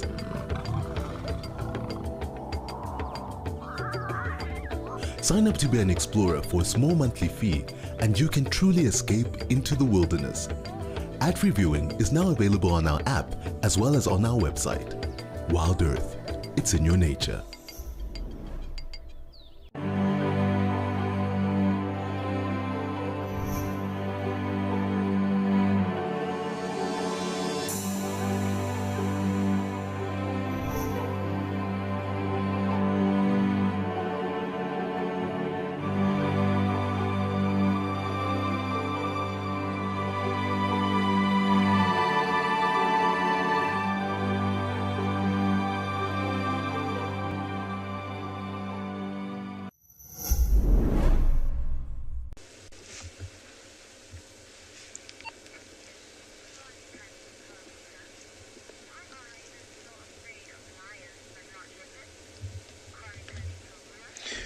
Color Karuna, you want to know why hyenas are afraid of lions, not leopards? Well, a male leopard definitely has the potential to give a hyena a hiding, definitely. A female leopard can injure a hyena, but lions are known to kill them. For example, Tundi, I reckon Tundi weighs in the region of 50 odd kilograms. So that's what, 110 pounds. Whereas Comet over here probably weighs 20 to 30, maybe even more than she does. And he's not a big hyena. Tundi's a small leopard. An animal like Mulwati probably weighs in the region of 170 to 200 pounds. I mean, obviously, I haven't weighed them. I can't tell you. Whereas a lioness weighs in the region of 280 to 300 pounds. 270 to 300 pounds. The weight difference. And a male lion can get up to 500 pounds. So 250 kilograms is a big lion. 500 pounds. So a hyena has just got no chance against a lion, not even a lioness. And they're enemies. Leopards and lions and hyena all are enemies. None of them are friendly with each other.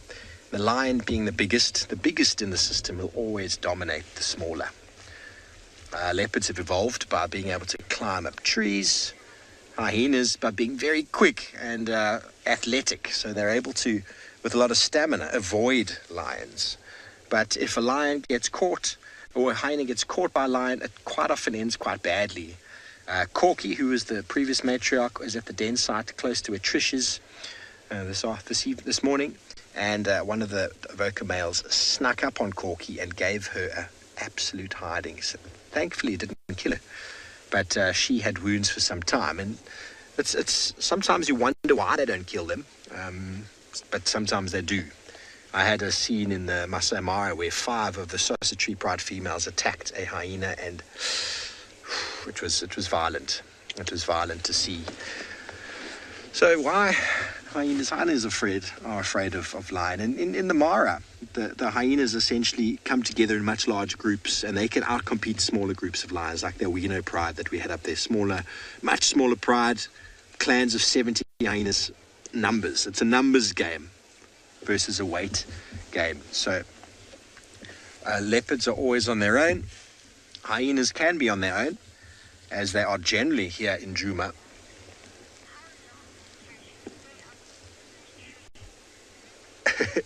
Melinda, I don't know how long she can stay up in this tree, but she looks pretty comfortable. Her back legs are into the bark. The claws are latched on, and she looks pretty comfortable. Cats are very agile. They can sleep wherever they want to. And she's sleeping in a very precarious position. She's probably going to get uncomfortable. She's probably going to have another meal, and then she's probably going to go find her cub and give the cub some milk. But this kill, I reckon, will still be here this afternoon. So someone will be able to come here, either myself or Trishala. It's a very short vehicle trip here. And we'll be able to spend some time with Tandy. And maybe she'll take us to the cub this afternoon, which I'm really, really hoping for. Really, really hoping for. So, everybody, we do hope you've enjoyed your morning with us. Thank you from all the wonderful venues, presenters and cam ops. We look forward to catching up with you again this afternoon for a wild and wonderful adventure in the African wilderness. Thanks for your questions and comments, and we hope you enjoyed it. We will see you this afternoon from our Johannesburg crew as well. We wish you all a goodbye. Until later on, have a great day until then. See you soon.